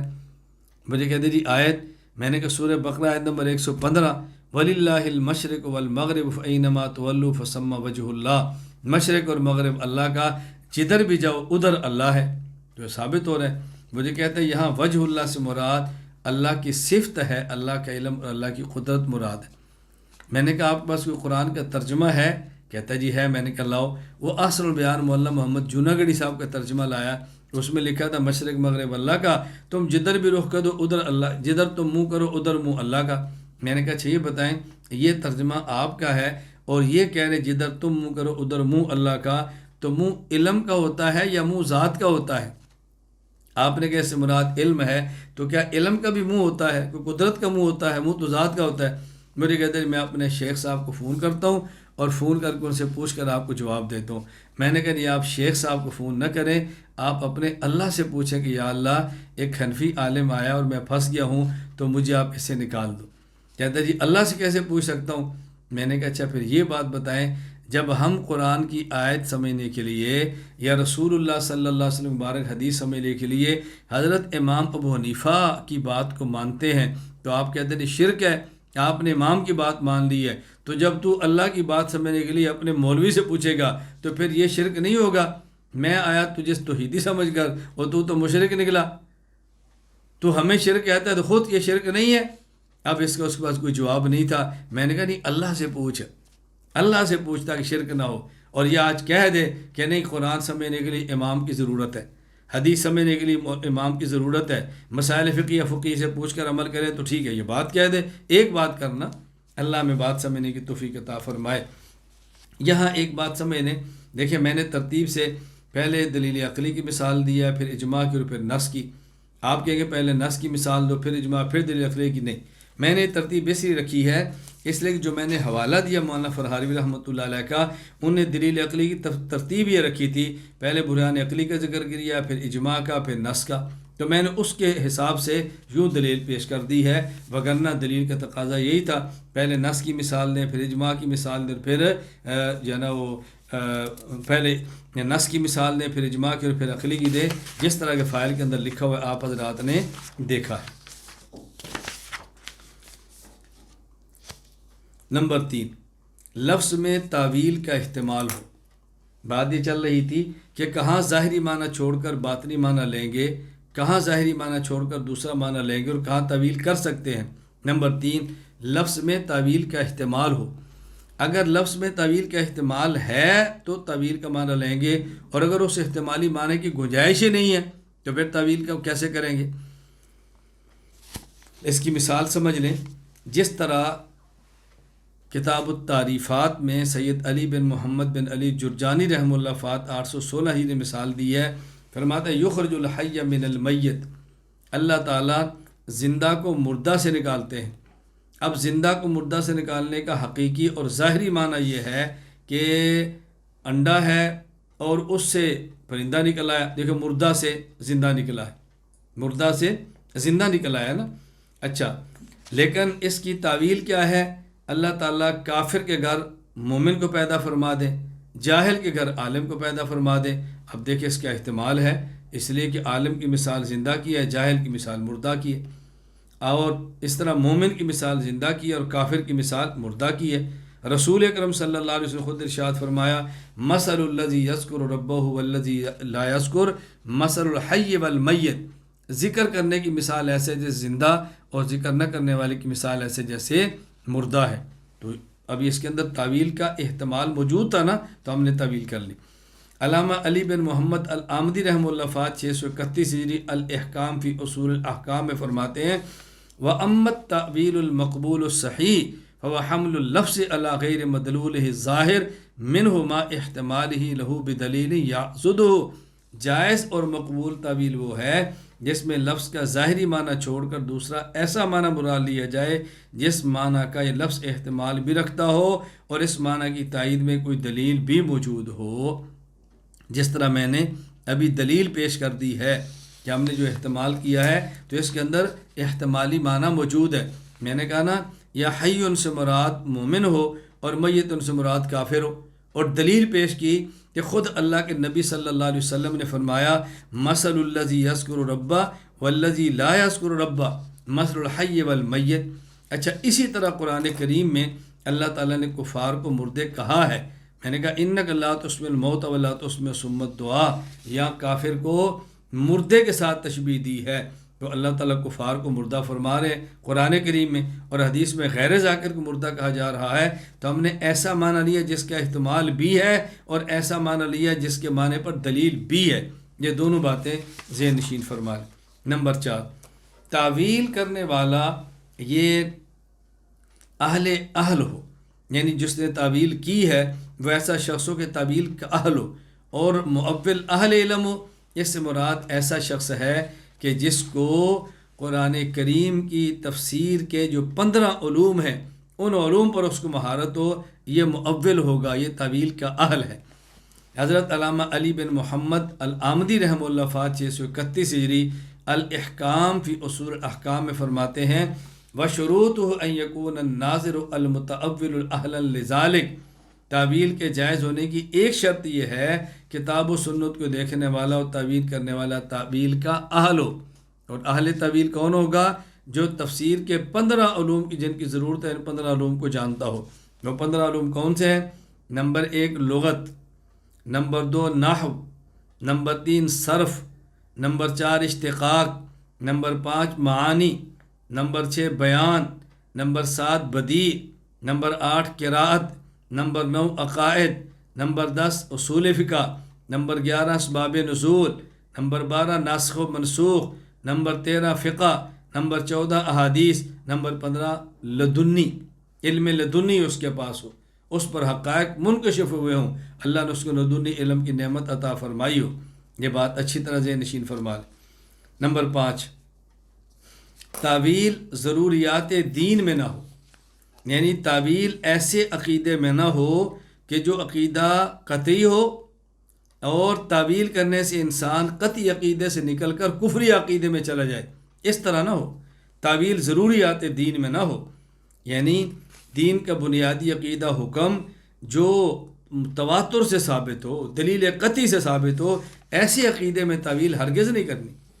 خاتم المحدثین علامہ انور شاہ کشمیری رحمہ اللہ تعالی اکفار الملحدین میں فرماتے ہیں ان التصرف فی ضروریات الدین والتعویل فیہا وتحویلها الى غیر ما کانت علیہ واخراجها عن صورت ما تواترت علیہ کفر، ضروریات دین میں بے جا تصرف کرنا اور ان کی تعویل کرنا، ان کا غلط معنی بیان کر کے اس کی صورت کو بگاڑنا، اور ان کا جو مطلب تواتر امت کے ساتھ آ رہا ہے، جس کا مطلب امت تواتر سے سمجھتی چلی آ رہی ہے، اسے ختم کرنا یہ کفر ہے۔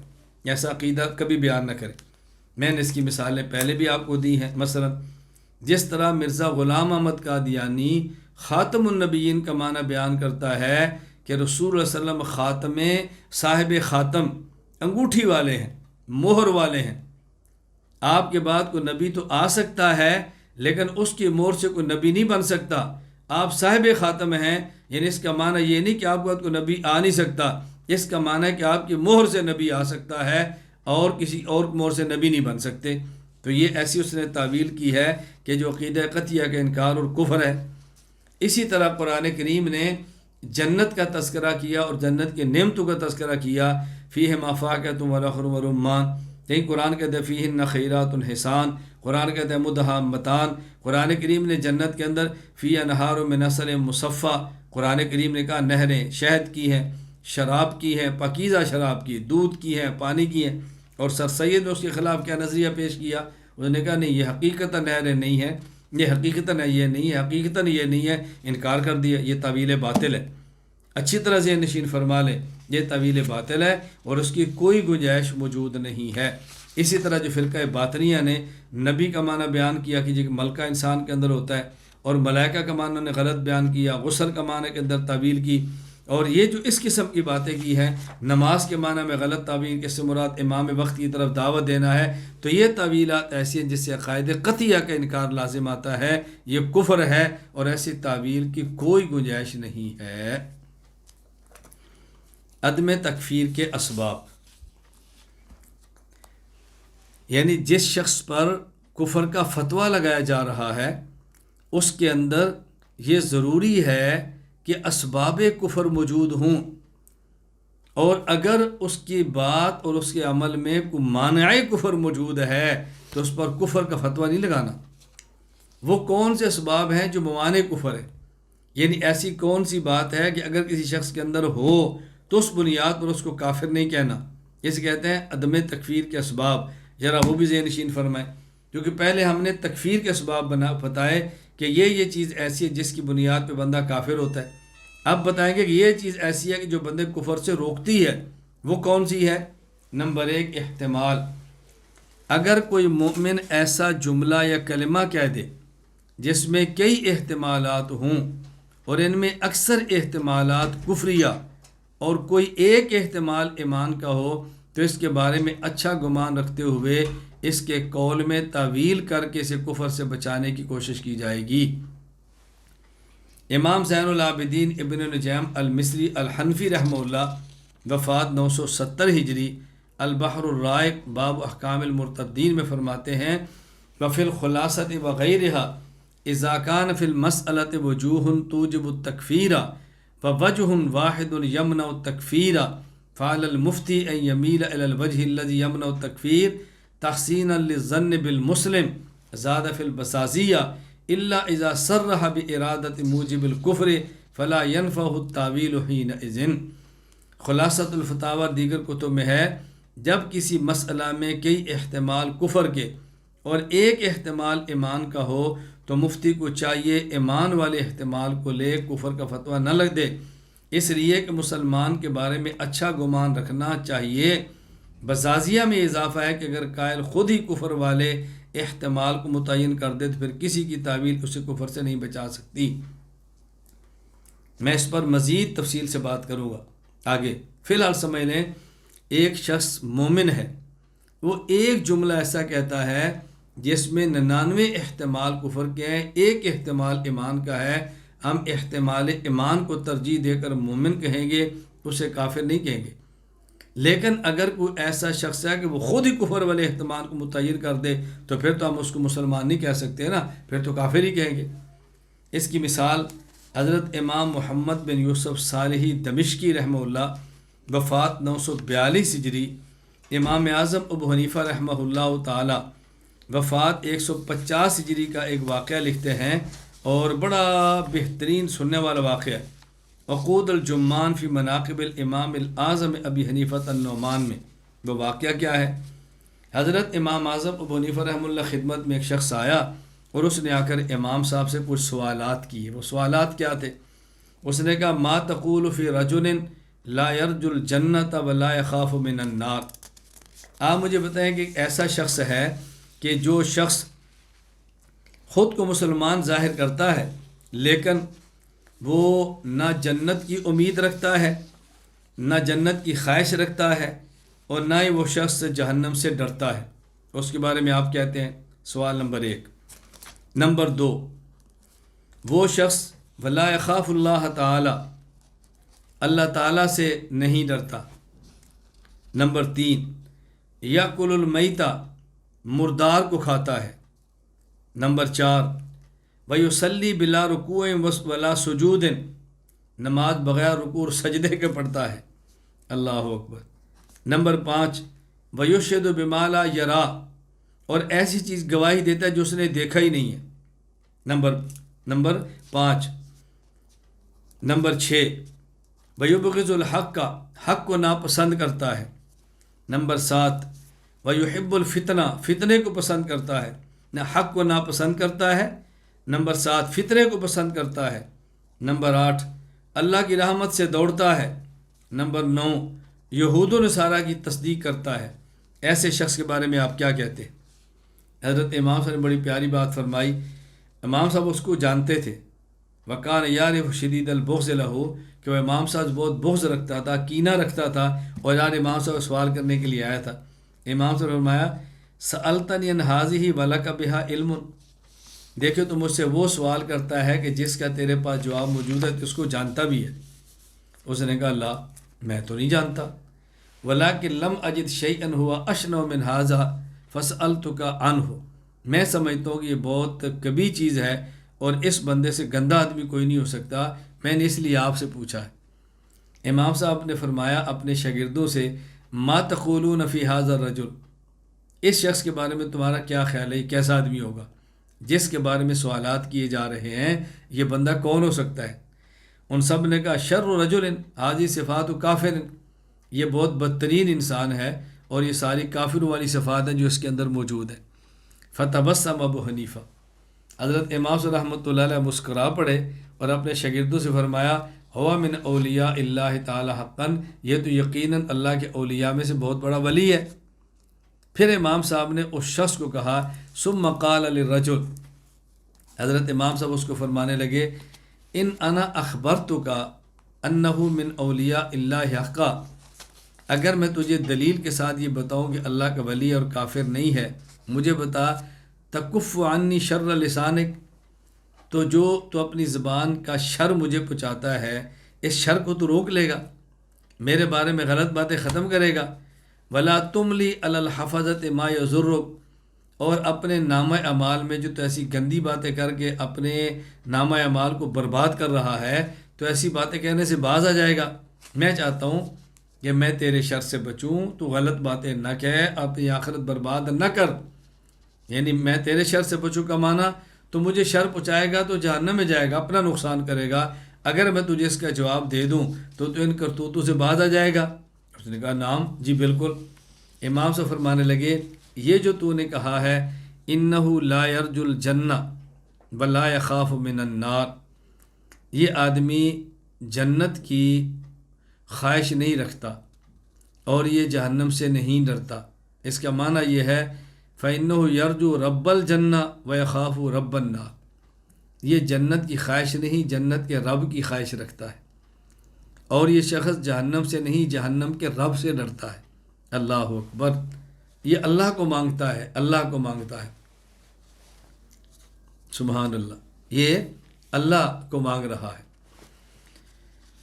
لا یخاف اللہ، یہ جو تو نے کہا نا کہ اللہ سے نہیں ڈرتا، فإنہ لا یخاف اللہ تعالی ان یجور علی، کیا یہ اس کا معنی یہ ہے کہ یہ اللہ کے بارے میں اس کو پورا یقین ہے کہ اللہ مجھ پر ظلم نہیں کرتا ہے، نہیں کرے گا، اس کو پورا یقین ہے، اس کا عقیدہ ہے وما ربک بظلام للعبید، اس کو یقین ہے کہ اللہ مجھ پر ظلم نہیں کرے گا، یہ معنی ہے کہ اللہ سے ڈرتا نہیں۔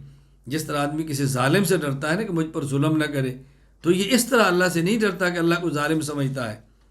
یہاں ایک بات چھوٹی سی سمجھ لیں، دیکھیں ایک ہوتا ہے خوف عظمت کی وجہ سے، جس طرح کوئی مرید اپنے شیخ سے ڈرتا ہے، کوئی شاگرد اپنے استاد سے ڈرتا ہے، کوئی نیک آدمی سے ڈرتا ہے، یہ ہے خوف عظمت کی وجہ سے۔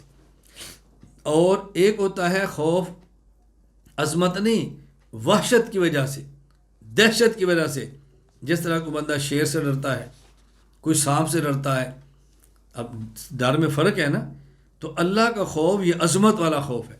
تو یہ فرمائے جو ہم نے کہا نا وہ اللہ سے نہیں ڈرتا، اس کا معنی ہے وحشت اور دہشت والا خوف نہیں ہے، اللہ سے عظمت کی وجہ سے ڈرتا ہے۔ عظمت کا خوف ایک الگ چیز ہے، عظمت کا خوف ایک الگ چیز ہے۔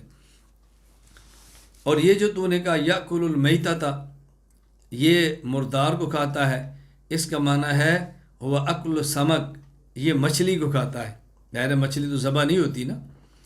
اور یہ جو تو نے کہا صلی بلا رکوع ولا سجود، نماز بغیر رکوع اور سجدے کے پڑھتا ہے، اس کا معنی یہ ہے نماز جنازہ پڑھتا ہے، اس میں سجدہ رکوع نہیں ہوتا۔ یا اس کا معنی ہے کہ الصلاۃ علی النبی، رسول اللہ صلی اللہ علیہ وسلم پر صلاۃ پڑھتا ہے، درود، اس میں رکوع اور سجدہ نہیں ہوتا۔ اور یہ جو تو نے کہا وہ اس چیز کی گواہی دیتا ہے جو اس نے دیکھا نہیں ہے، اس کا معنی یہ ہے ہوا شہادت اللہ الہ الا اللہ، ہوا شہادت اللہ الہ الا اللہ، یہ اللہ تعالیٰ اور اللہ کے رسول صلی اللہ علیہ وسلم گواہی دیتا ہے، اس نے نہ ہی اللہ کو دیکھا ہے نہ ہی اس نے اللہ کے رسول کو دیکھا ہے، یہ گواہی دیتا ہے۔ اور یہ جو تو نے کہا یبغض الحق کا، یہ حق کو ناپسند کرتا ہے، اس کا معنی یہ دنیا میں رہنا چاہتا جا کے اللہ کی اطاعت کرے اور موت کو ناپسند کرتا ہے، اور قرآن نے موت کو حق کہا جا سکرۃ الموت بالحق۔ اور یہ جو تو نے کہا حب الفتنہ، یہ فتنے کو پسند کرتا ہے، اس کا معنی کہ مال اور اولاد سے محبت کرتا ہے، اللہ نے قرآن کے لیے مال اور اولاد کو آزمائش فرمایا ہے۔ اور یہ جو تو نے کہا یہ فر من الرحمہ، رحمت سے دوڑتا ہے، اس کا معنی یہ بارش سے دوڑتا ہے، بارش سے۔ اور یہ جو تو نے کہا یصدق الیہود والنصارى، یہود و نصارہ کی تصدیق کرتا ہے، اس کا معنی قرآن کریم کے اندر ہے وقالت الیہود لیست النصارى علی شیء، وقالت النصارى لیست الیہود علی شیء، یہودی کہتے ہیں کہ عیسائی جھوٹے ہیں، عیسائی کہتے ہیں کہ یہودی جھوٹے ہیں، یہ کہتے ہیں کہ دونوں ٹھیک کہتے ہیں، یہودی بھی جھوٹے ہیں عیسائی بھی جھوٹے ہیں۔ یہ دونوں کی تصدیق کرتا ہے، یہ معنی فقام الرجل وقبل راسہ وقال اشہد انک علی الحق. وہ شخص کھڑا ہوا، اس نے امام صاحب کی سر کو بوسہ دیا اور اس نے کہا کہ میں گواہی دیتا ہوں کہ تو حق کے اوپر ہے. اللہ اکبر. تو اب دیکھو جو بات میں سمجھا رہا تھا وہ کیا تھی کہ کسی شخص کو کفر سے کون سی چیز روک دیتی ہے؟ اگر کوئی ایسا جملہ کہے جس میں احتمال 99 کفر کے ہوں، ایک احتمال ایمان کا ہو، تو ہم احتمال ایمان والا لیں گے، جس طرح امام صاحب ایمان والے احتمال کو لے رہے ہیں. ہاں اگر وہ شخص احتمال کفر کو پکا کر دے تو پھر تو ہم اس کو مسلمان نہیں کہہ سکتے، کافر ہوگا. یہ جو میں نے کہا یصلی بلا رکوع بلا سجود، نماز جنازہ بغیر رکوع اور بغیر سجدے کے ہے. اس پر مجھے ایک اپنا واقعہ یاد آیا کہ میرا ایک سفر تھا سیالکوٹ کا. سیالکوٹ میں گیا اور مغرب کے تھوڑی دیر بعد ایک جگہ میں گیا تو وہاں چند ایک علماء تشریف فرما تھے. میں اچانک گیا، گزر رہا تھا، میں رکا، مجھے دیکھا تو بہت خوش ہوئے. کہا جی مولانا صاحب ایک مسئلے پر بات کریں تو بہت اچھا، آپ آگے مزہ آ گیا. میں نے کہا جی فرمائیں. کہا آج ایک جنازہ تھا اور غیر مقلد عالم جنازے میں تھا، تو اس نے کہا کہ نماز جنازہ میں سورۃ فاتحہ پڑھنی بہت ضروری ہے، اور دلیل اس نے یہ دی کہ نماز جنازہ نماز ہے اور نماز بغیر فاتحہ کے نہیں ہوتی، لہٰذا نماز جنازہ بھی بغیر فاتحہ کے نہیں ہوتی. اس کا جواب کیا دیں؟ میں نے کہا اس کا جواب دیں کہ نماز جنازہ بھی نماز ہے اور نماز بغیر رکوع کے نہیں ہوتی، لہٰذا نماز جنازہ بغیر رکوع کے نہیں ہوتی، رکوع بھی کرو. نماز جنازہ نماز ہے، نماز بغیر سجدہ کے نہیں ہوتی، نماز جنازہ میں سجدہ بھی کرو. نماز جنازہ نماز ہے، نماز بغیر تشہد اور قعدہ خیرہ کے نہیں ہوتی، لہذا اس میں تشہد اور قعدہ بھی کرو. تو اگر یہ نماز جنازہ ایسی نماز ہے جو بغیر رکوع کے ہو جاتی ہے، بغیر سجدے کے ہو جاتی ہے، بغیر قعدہ کے ہو جاتی ہے، تو پھر یہ نماز بغیر فاتحہ کے کیوں نہیں ہوتی؟ اس سے پوچھو. ایک قیاس اس نے کیا ہے، 3 قیاس آپ کر دو، پھر دیکھنا ہے بندہ کہاں تک جاتا ہے. میں نے کہا انشاءاللہ یہ دوڑے گا اور تمہارا جواب کبھی نہیں دے گا. آپ اپنے آپ کو تیار کرو، بات کرنا سیکھو. میدان میں دوڑو نہیں، میدان میں کھڑے ہوں. میدان سے باطل دوڑے، آپ کیوں دوڑتے ہیں؟ لیکن باطل کب دوڑے گا؟ جب آپ کھڑے ہوں گے. قرآن کہتا ہے قل جاء الحق وزهق الباطل ان الباطل کان زہوقا، کہ باطل دوڑتا ہے کب؟ جب حق آئے. باطل تو ہے ہی دوڑنے کے لیے، لیکن جب تک حق نے آنا نہیں تو باطل دوڑے گا کیسے؟ حق آئے گا تو باطل دوڑ جائے گا. اس کو اچھی طرح ذہن نشین فرما لیں. ایک شبہ اور اس کا ازالہ، یہ بہت اہم گفتگو ہے، اس کو نہایت سنجیدگی کے ساتھ اور توجہ کے ساتھ سماعت فرمائیں. عدم تکفیر کے جو اسباب بیان کیے کہ بعض اسباب ایسے ہیں جس کے ہوتے ہوئے بندے کو کافر نہیں کہہ سکتے. ان میں ایک سبب یہ بیان کیا احتمال. اگر کوئی شخص ایک جملہ ایسا کہے جس میں 99 احتمال کفر کیوں، ایک احتمال ایمان کا ہو، ایمان والے احتمال کو ترجیح دیں گے نیک گمان کرتے ہوئے اور اس کو کافر نہیں کہیں گے. اس کا بعض لوگوں نے کم علمی کی بنیاد پر یہ معنی سنا ہے، یہ معنی سمجھا ہے اور یہ معنی آگے بیان کیا ہے کہ اگر کسی شخص کے اندر 99 وجوہ کفر کی ہوں تو اس بندے کو کافر نہیں کہیں گے بلکہ مومن کہیں گے. یعنی کسی بندے کے اندر 99 وجوہ کفر کی ہوں اور ایک وجہ ایمان کی ہو تو اس بندے کو مومن کہیں گے، اس بندے کو کافر نہیں کہیں گے. یہ معنی حاشا وکلا واللہ العظیم 100% غلط ہے. اس کا معنی یہ ہے ایک بندہ مومن ہے، کامل ایمان والا ہے، وہ ایک جملہ ایسا کہتا ہے کہ اس جملے میں 99 احتمال کفر کا ہے، ایک احتمال ایمان کا ہے. ہم اچھا گمان کرتے ہوئے اس کو مومن کہیں گے. ہاں اگر یہ خود ہی کہہ دے میں احتمال جو کفر والا ہے اس کو لیتا ہوں تو پھر بات الگ ہے. دو بات میں فرق کیا ہے؟ ایک یہ کسی ایک بندے میں 99 کفر ہیں اور ایک ایمان کی وجہ ہے تو ہم اس کو اس 99 وجوہ کفر کے باوجود مومن کہیں؟ نہیں، یہ بات غلط ہے. یعنی کسی آدمی میں 99 عقیدے کفر کے ہوں اور ایک عقیدہ ایمان کا ہو تو ہم اس کو مومن کہیں گے؟ ایسا ہرگز نہیں ہے. اگر کسی شخص میں ایک عقیدہ بھی کفریہ ہو وہ مومن نہیں ہوتا. مومن ہونے کے لیے تمام عقائد کا مومن ہونا ضروری ہے، ایمان والا ہونا ضروری ہے. ایک عقیدہ بھی کفر کا آ گیا تو بندہ مومن نہیں رہتا۔ دو بات میں فرق کیا ہے؟ ایک یہ کہ ایک شخص میں 99 عقیدے کفر کے ہوں، ایک عقیدہ ایمان کا ہو تو ہم اس کو مومن کہیں گے، ایک مطلب۔ اور ایک مطلب یہ ایک شخص میں 100 عقائد ایمان کے ہیں، کفریہ کوئی عقیدہ نہیں ہے، اس کی زبان سے کوئی جملہ ایسا نکلتا ہے کہ جس میں 99 ایمان کے احتمال کفر کے احتمال ہیں اور ایک احتمال ایمان کا ہے، ہم ایمان کے احتمال کو ترجیح دیں گے اور اس کو مومن کہیں گے، کافر نہیں کہیں گے۔ دونوں میں فرق ہے، سمجھنے کی کوشش کریں۔ تو یہ جو فقہا نے یا اصولیین نے فرمایا کہ 99 احتمال کفر کے ہوں، ایک احتمال ایمان کا ہو، اس کا معنی یہ نہیں کہ 99 عقائد کفر کے ہوں، ایک عقیدہ ایمان کا ہو تو مومن کہیں گے۔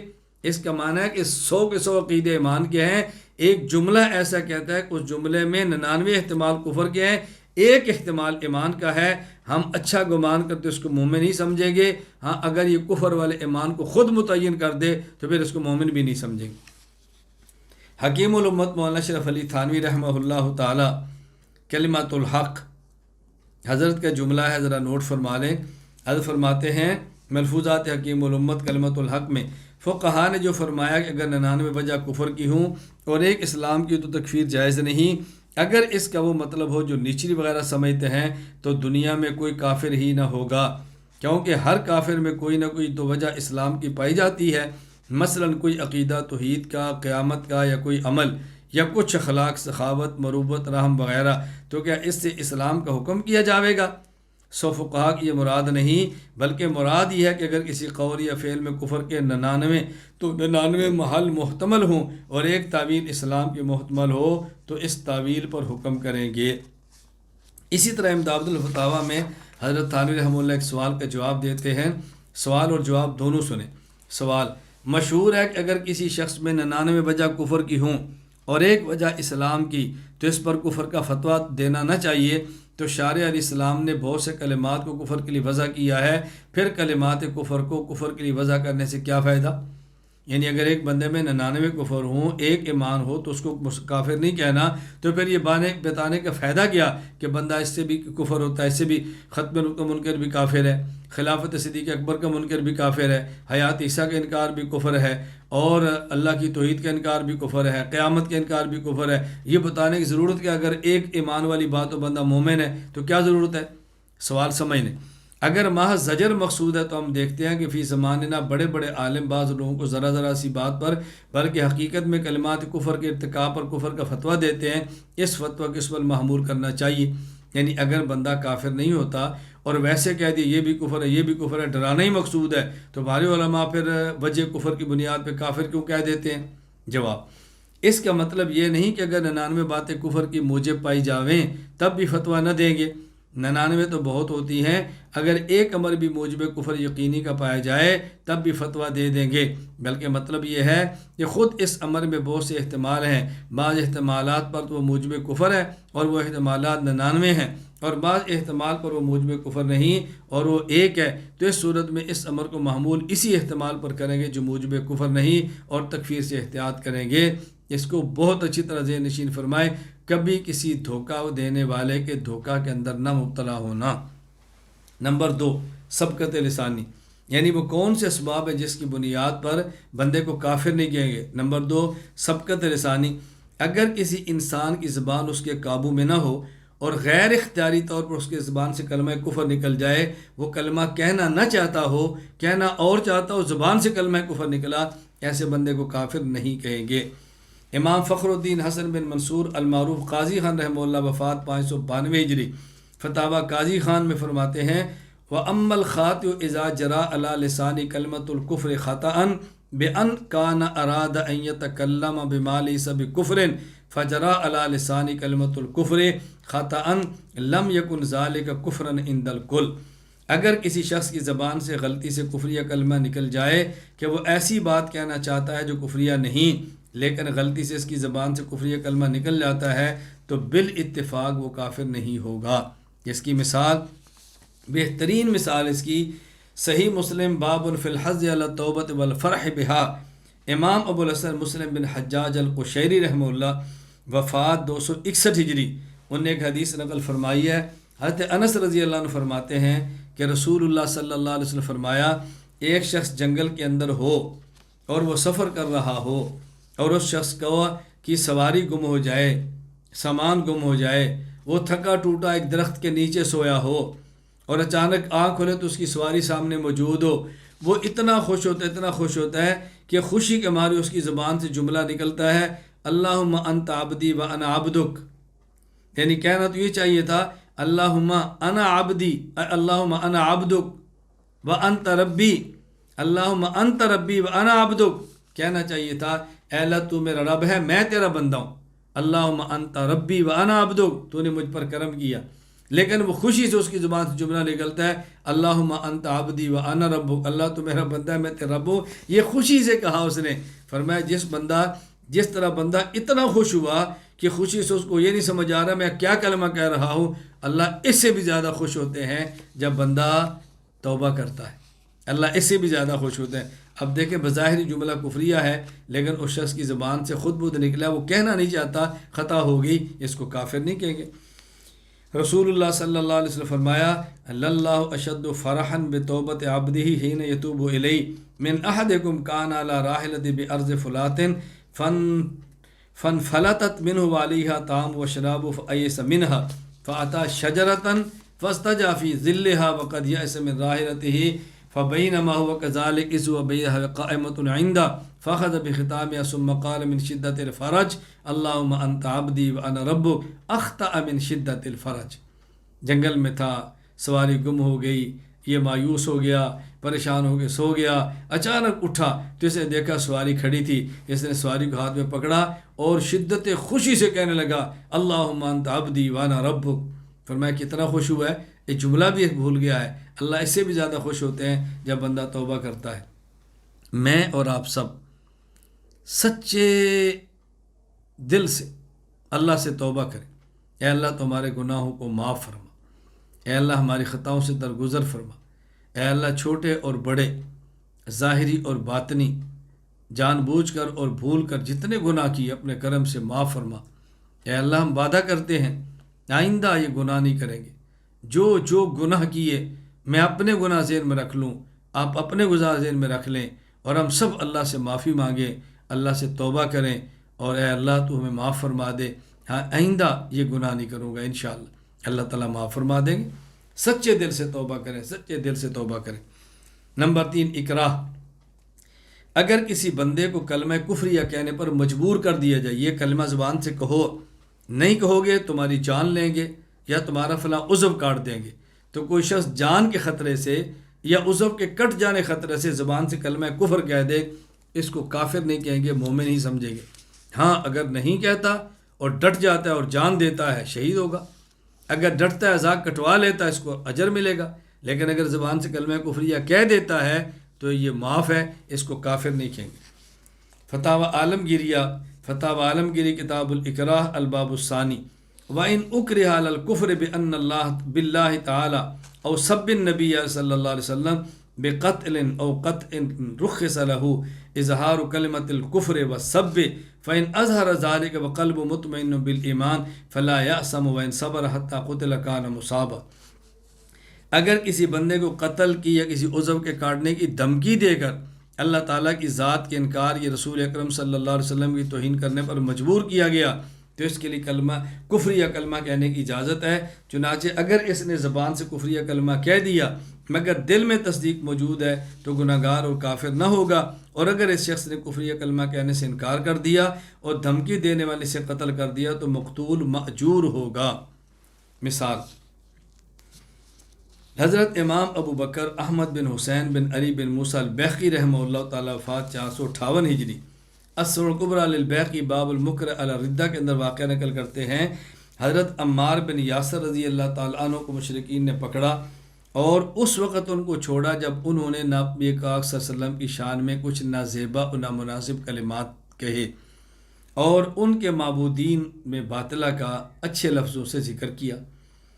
جب ان نے چھوڑا تو یہ فوراً رسول اللہ علیہ وسلم کی خدمت میں آئے تو اللہ کے نبی صلی اللہ علیہ وسلم پوچھا ما وراءک، اللہ اکبر، ما وراءک، آپ صلی اللہ علیہ وسلم پوچھا کہ ہمارے یہ کوئی تمہارے ساتھ واقعہ پیش آیا ہے؟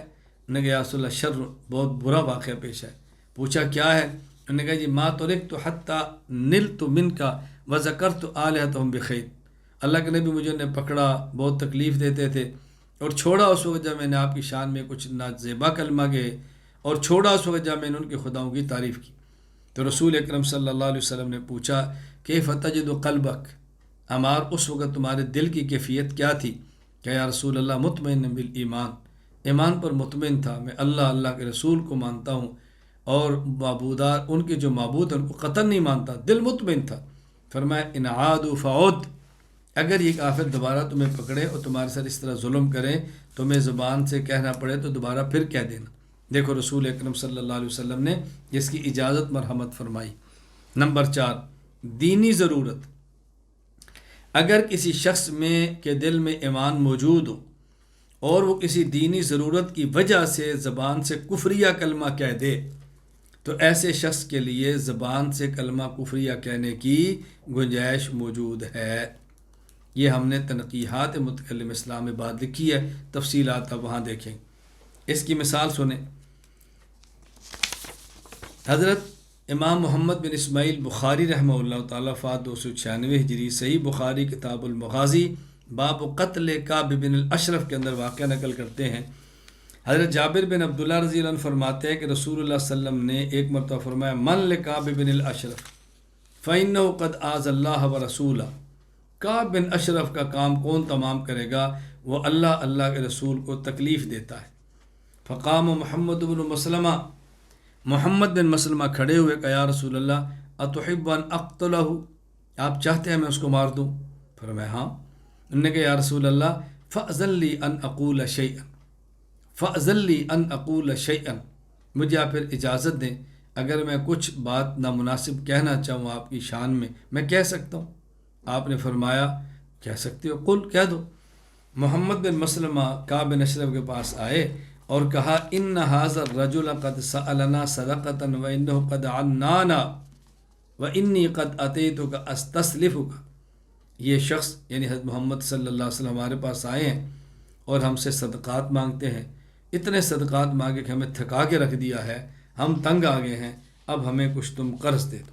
اب دیکھو جملہ کتنا غلط تھا، کتنا غلط جملہ تھا، لیکن آپ نے فرمایا، رسول اللہ علیہ وسلم نے اجازت دی، ان کی دینی ضرورت تھی، کافر کی گردن تک پہنچنا تھا اور ایسے کلمات بغیر بظاہر ممکن نہیں تھا، تو آپ نے تدبیر اختیار کی اور آپ نے اجازت دی۔ معلومات دینی ضرورت کے تحت اگر کوئی ایسی بات کہنی ہو تو اس کی گنجائش موجود ہے۔ خیر واقعہ میں پورا سنا دیتا ہوں۔ اس نے کہا وَأَيْذًا وَاللَّهِ لَتَمَلُّنَّ، یہ تمہیں تھکا کے رکھ دے گا، تم محتاج ہو گے، چھوڑ دو ان کو۔ تو حضرت محمد مسلم فرمانے لگے ہم نے اس کی اتباع کی ہے، اب ہم یوں تو نہیں چھوڑ سکتے، کچھ عرصہ دیکھتے ہیں انجام کیا ہوتا ہے، پھر چھوڑ دیں گے۔ اس نے کہا تمہیں چھوڑنا ہی پڑے گا، کیا دیکھتے ہیں کچھ عرصہ، اب تم بتاؤ کہ ہمیں کچھ قرض چاہیے، 1 وسق یا 2 وسق گندم آپ دے سکتے ہو؟ کہ میں دیتا ہوں، تم گروی میرے پاس اپنی عورتیں رکھو۔ حضرت محمد بن مسلمہ فرمان لگے عورتیں رکھانا تمہارے بس میں نہیں ہے، کیوں؟ اس لیے کہ تو عرب کا خوبصورت آدمی ہے، ہم اپنی بیویاں تیرے پاس کیسے رکھا سکتے ہیں؟ کیف نرہنک نساءنا وانت اجمل العرب، اس نے کہا اچھا اپنے بچے رکھاؤ۔ فرمایا کیسے رکھا سکتے ہیں؟ کل کو ہمارے بچوں کو طعنہ ملے گا 1 وسق یا 2 وسق گندم کے بدلے میں تمہارے باپ نے تمہیں گروی رکھ دیا تھا۔ کیف نرہنک ابناءنا فیسب احدہم فیقال رہن بوسق او وسقین ھذا عار علینا، ہاں ہم تیرے پاس اسلحہ رکھوا دیتے ہیں۔ اس نے کہا ٹھیک ہے لے آؤ۔ اب یہ رات کو تشریف لائے، آپ تھے اور آپ کے ساتھ ابو نائلہ، یہ کعب بن اشرف کا رضائی بھائی تھا جو نے ایک ماں کا دودھ پیا تھا۔ قلعے کی طرف آئے تو انہوں نے آواز دی، یہ باہر نکلا۔ جب یہ باہر نکلا، اس کی عورت بہت سمجھدار اور بہت ہوشیار عورت تھی۔ اس عورت نے پوچھا این تخرج هذه الساعة، کعب اس وقت کہاں جا رہے ہو؟ انہوں نے کہا محمد بن مسلمہ اور میرا رضائی بھائی ابو نائلہ آئے ہیں۔ اس نے جملہ بڑا عجیب کہا تھا، کہنے لگی اسمع صوتا کأنه یقطر منه الدم، میں ایک ایسی آواز سن رہی ہوں جس سے خون ٹپک رہا ہے، مت جانا۔ دیکھو کیسی فہیم عورت تھی۔ میں کئی ایک واقعات اس میں سنایا کرتا ہوں کہ بعض خواتین بہت سمجھدار گزری، بہت سمجھدار، میں نے کئی بار ایک واقعہ سنایا، ایک شخص تھے ابو حمزہ، ان کی کنیت تھی، اسی سے معروف تھے۔ نکاح ہوا، ایک بیٹی، دوسری بیٹی، تیسری بیٹی، مسلسل بیٹیاں ہوئیں، ان کے یہاں بیٹا نہیں ہوا، تو ان نے چاہا کہ اپنی بیوی کو طلاق دے دو۔ بیوی کو طلاق دینے کا ارادہ کر لیا اور گھر آنا چھوڑ دیا۔ بیوی ان کی بہت سمجھدار تھی، جب ان کو احساس ہوا کہ میرا شوہر گھر نہیں آتا اور مسلسل بیٹیاں ہو رہی ہیں اور مجھے طلاق دینے کا ارادہ کر چکا ہے، تو اس نے کچھ اشعار ایک کاغذ پہ لکھے اور ابو حمزہ کو بھجوا دیے۔ اشعار بڑے دلچسپ ہیں۔ اس نے لکھا: مال ابی حمزہ لا یاتینا غضبان اللہ نلد البنینا، مال ابی حمزہ لا یاتینا غضبان اللہ نلد البنینا، تاللہ ما ذالک فی ایدینا ونحن کالارض لزارعین، انما ناخذ ما اوتینا وننبت ما زرعہ فینا۔ ابو حمزہ کو کیا ہوا کہ ہمارے پاس نہیں آتا؟ وہ ناراض ہے کہ ہمارے پیٹ سے بیٹا پیدا نہیں ہو رہا، وہ تو ہمارے اختیار میں نہیں ہے۔ میں زمین ہوں اور تم کسان ہو، کسان میں وہی بیج زمین میں وہی بیج جاتا ہے جو کسان ڈالتا ہے، اور زمین وہی پودا نکالتی ہے جو کسان نے بیج ڈالا ہوتا ہے۔ اب بتاؤ ہمارا قصور ہے یا آپ کا ہے؟ کیسا اس نے کلام کا ابو حمزہ کے پاس کہ اس نے پڑھا، ندامت اور شرمندگی کے ساتھ گھر آ گیا کہ قصور تو میرا ہے، بیوی کا کیا قصور ہے۔ میں کبھی اس موضوع پر گفتگو کرنا چاہتا ہوں، بس عقائد اور اسباق اتنے زیادہ ہیں کہ ان موضوعات پر بات کرنے کا وقت نہیں ملتا۔ ان موضوعات پر تفصیل سے بات کرنا چاہتا ہوں، گھر کیسے ٹوٹتے ہیں، گھر اجڑتے کیسے ہیں، ہم نے اپنے گھروں کو بسانا کیسے ہے، کہاں غلطی مرد کی ہے، کہاں غلطی عورت کی ہے، کہاں مرد کو برداشت کرنا ہے، کہاں عورت کو برداشت کرنا ہے، تاکہ اپنے گھر کو ٹوٹنے سے محفوظ رکھے۔ خیر، اس کی عورت نے کہا: اسمع صوتا کانه یقطر منه الدم، میں ایسی آواز سن رہی جس سے خون ٹپک رہا ہے۔ اس نے کہا: کیسی بات کر، دیکھ محمد بن مسلمہ ہے، وہ میرا بھائی ہے، اور دوسرا میرا رضائی بھائی ہے۔ ان الکریم لو دعی الی طعنۃ بلیل اجاب، شریف آدمی کو رات کو بھی نیزے بازی کے لیے بلاؤ تو شریف آدمی جایا کرتا ہے۔ وہ تو بیوقوف سمجھ رہا تھا نا کہ میری تدبیر کامیاب ہے اور میں حضور پاک صلی اللہ علیہ وسلم کے غلاموں کو توڑ رہا ہوں، تو بہت خوش تھا کہ میں غلاموں کو توڑ رہا ہوں۔ خیر، محمد بن مسلمہ نے ساتھ دو آدمی اور بھی قلعے میں داخل کیے، اندر چلے گئے۔ جب وہ آیا، فرمایا جب میں آؤں میں اس کے بال پکڑ لوں، اس کو قابو کروں، میں اشارہ کو اس گردن اڑا دینا۔ وہ آیا تو اس سے خوشبو آ رہی تھی بہت زیادہ۔ حضرت فرمایا: ما رأیتک الیوم ریحا اطیب، آج جو خوشبو ہے، ہم نے کبھی ایسی خوشبو زندگی میں سونگھی نہیں، یہ کون سی خوشبو ہے؟ اور یہ بہت چوڑا ہو کر کہنے لگا، کہتے ہیں عندی آتر نساء العرب واکمل العرب، میری بیوی ایسی ہے کہ جس سے زیادہ عربوں میں کوئی عورت خوشبو نہیں لگاتی، اور جس سے زیادہ عربوں میں کوئی کامل عورت نہیں ہے، ایسی میرے گھر میں بیوی ہے۔ مطلب یہ کہ میں خوشبو کا بہت استعمال کرتا ہوں، میری بیوی خوشبو لاتی ہے، میرے جسم سے خوشبو آ رہی ہے۔ تو حضرت محمد بن مسلمہ فرمانے لگے: کیا میں سونگ سکتا ہوں؟ کہا جی ضرور سونگا۔ کہا جی مزہ آ گیا۔ آپ نے ساتھیوں کو اشارہ کیا تم بھی سونگو۔ پھر دوبارہ پھر کہا میں ایک بار اور سونگ سکتا ہوں؟ کہا پھر سونگ لو۔ جو یہ سر آگے کیا، آپ نے سونگنے کے بہانے سر اس کا پکڑا اور ساتھیوں کو اشارہ کیا، ان نے تلوار ماری، گردن کاٹ کے رکھ دی۔ اب انہوں نے رسول اللہ صلی اللہ علیہ وسلم خدمت میں آ کر عرض کیا: اللہ کے نبی، ہم نے آپ کے دشمن کی گردن اڑا دی۔ تو اب دیکھو، دینی ضرورت ہو تو پھر ایسا کلمہ کہنا جائز ہے۔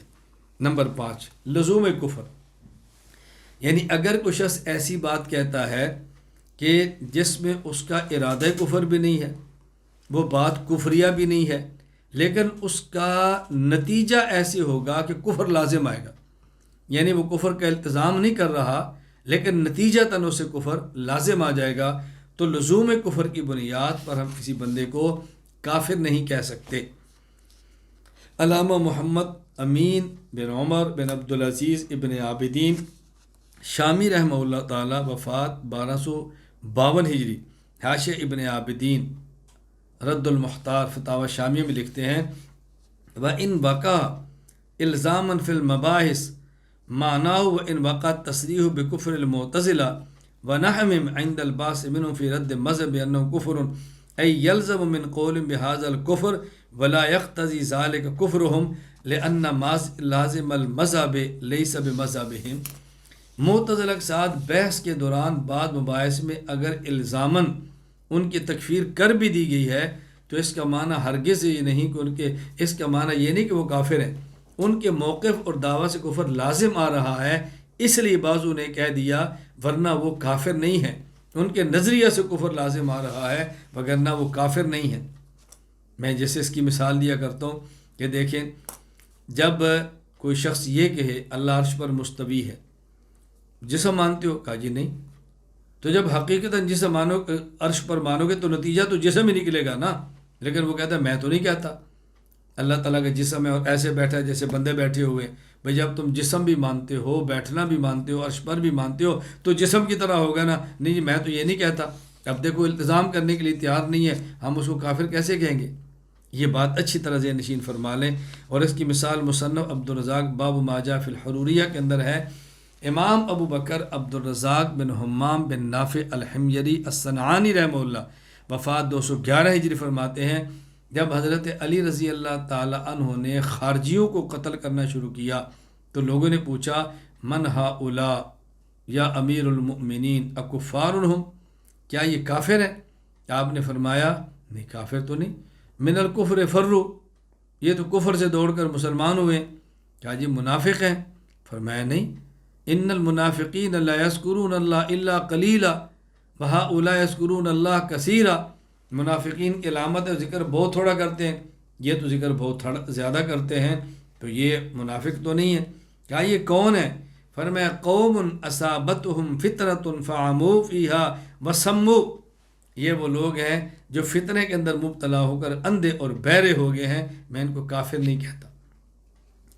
تو یہ جو خارجی تھے، خارجی، ان نے کوفہ کے قریب ایک بستی تھی حرورہ، وہاں سے اس فتنے کا آغاز ہوا، اس لیے ان کو حروریہ کہہ دیا جاتا ہے۔ حروریہ خارجیہ بھی کہتے ہیں اور حروریہ بھی کہتے ہیں۔ نمبر 6 ارتکاب کبیرہ، اگر کوئی شخص کبیرہ گناہ کرے، بڑے سے بڑا گناہ کرے تو ارتکاب کبیرہ کی وجہ سے اس کو کافر نہیں کہیں گے۔ ارتکاب کبیرہ کی وجہ سے فاسق تو کہہ سکتے ہیں، اس پر کفر کا فتویٰ نہیں لگائیں گے۔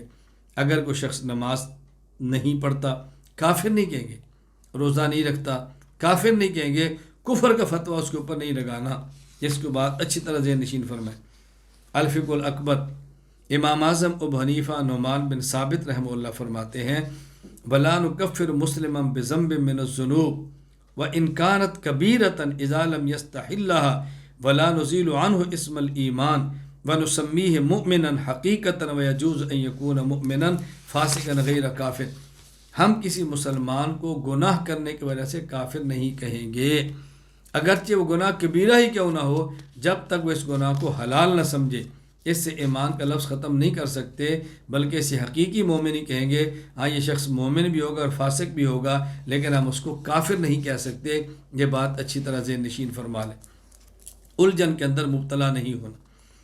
اچھا، اسی طرح حضرت علامہ سعد الدین تفتزانی رحمہ اللہ تعالی وفات 792 ہجری، انہوں نے شرح المقاصد فی علم الکلام کے اندر لکھا ہے وَاخْتَلَفَ أَهْلُ الْإِسْلَامِ فِي مَنْ ارْتَكَبَ الْكَبِيرَةَ مِنَ الْمُؤْمِنِينَ وَمَاتَ قَبْلَ التَّوْبَةِ فَالْمَذْهَبُ عِنْدَنَا عَدْمُ الْقَطْعِ بِالْعَفْوِ وَلَا بِالْعِقَابِ، کہ جو شخص گناہ کبیرہ کرتا ہے بغیر توبہ کے مر جاتا ہے، یہ کافر ہو گیا مسلمان۔ کہا جی بعض لوگوں نے اختلاف کیا ہے، مثلا معتزلہ کہتے ہیں مسلمان بھی نہیں کافر بھی نہیں، اسلام سے نکل گیا کفر میں چلا گیا۔ اچھا، بعض گناہوں کے مرتکب کو کافر بھی کہتے ہیں، میں اس کی وضاحت تھوڑی سی عرض کر دیتا ہوں۔ تو فرمایا ہمارا عقیدہ کیا ہے، ہم نہ تو کہتے ہیں کہ ان کو یقیناً سزا ہوگی، نہ ہم کہتے ہیں یقیناً ان کو معافی ملے گی۔ مرجیہ تو کہتے ہیں کہ معافی مانگے، جتنا بڑا بھی گناہ کر لے جہنم میں نہیں جاتا، اور کوئی کہتا نہیں جس نے جنت میں کبھی نہیں جانا۔ ہم کیا کہتے ہیں کہ لاہما فی مشیت اللہ تعالی لیکن علی تقدیر التعذیب۔ دیکھو ہم یہ بات کہتے ہیں اللہ کی مشیت کے سپرد ہے، اگر اللہ چاہے تو ان کو قانون کے مطابق سزا دے دیں، لیکن اگر سزا دیں گے تو ہمیشہ جہنم کے اندر نہیں رہیں گے بلکہ جہنم سے نکلیں گے۔ اس لیے نہیں کہ اللہ پر واجب ہے ان کو جہنم سے نکالنا، بلکہ اس لیے کہ اللہ تعالیٰ نے وعدہ فرمایا ہے کہ میں ان کو جہنم سے نکالوں گا۔ اور اگر یہ چاہیں اللہ تو بغیر کسی سزا دیے اپنے کرم سے ان کو مغفرت فرمائیں اور ان کو سیدھا جنت کے اندر بھجوا دیں۔ یہاں جو علامہ تفتازانی نے کہا نا اس کے اندر اختلاف ہے، میں نے عرض کر دیا کہ اختلاف کا مطلب کیا ہے۔ اہل سنت والجماعت کا مذہب یہی ہے۔ باقی جو خوارج ہیں یا معتزلہ، ان کا عقیدہ کیا ہے؟ کبیرہ کا مرتکب ایمان سے نکلتا ہے، کفر میں داخل نہیں ہوتا۔ اور مرجئہ کہتا ہے جتنے بھی گناہ کبیرہ کریں اس سے بندے کچھ بھی نقصان نہیں ہوتا، وہ جہنم میں کبھی بھی نہیں جائے گا۔ تو ہمارا اعتدال کا رستہ ہے۔ امام احمد بن حنبل رحمہ اللہ تعالیٰ نے نماز چھوڑنے والے کو ایک قول کے مطابق کافر فرمایا، ایمان سے نکل جاتا ہے۔ فرمایا نہیں، ہمارا اعتقاد یہ نہیں، ہماری وہی بات جو میں نے عرض کیا، ہم گناہ کبیرہ کے مرتکب کو کافر نہیں کہتے۔ یا ایک سوال اس کا جواب سن۔ اشکال یہ ہے کہ بعض احادیث ایسی ہیں کہ جس سے معلوم ہوتا ہے کہ گناہ کبیرہ کا مرتکب کافر ہے۔ مثلا حدیث پاک میں ہے، رسول اللہ صلی اللہ علیہ وسلم فرمایا، من ترک الصلاۃ متعمدا فقط کفر، جس شخص نے جان بوجھ کے نماز کو چھوڑا فقط کفر، اس نے کفر کیا۔ تو اس سے معلوم ہوتا ہے کہ وہ بندہ کافر ہو جاتا ہے۔ اور آپ کہتے ہو مرتکب کبیرہ کافر نہیں ہوتا۔ اس کے اور جوابات بھی ہیں۔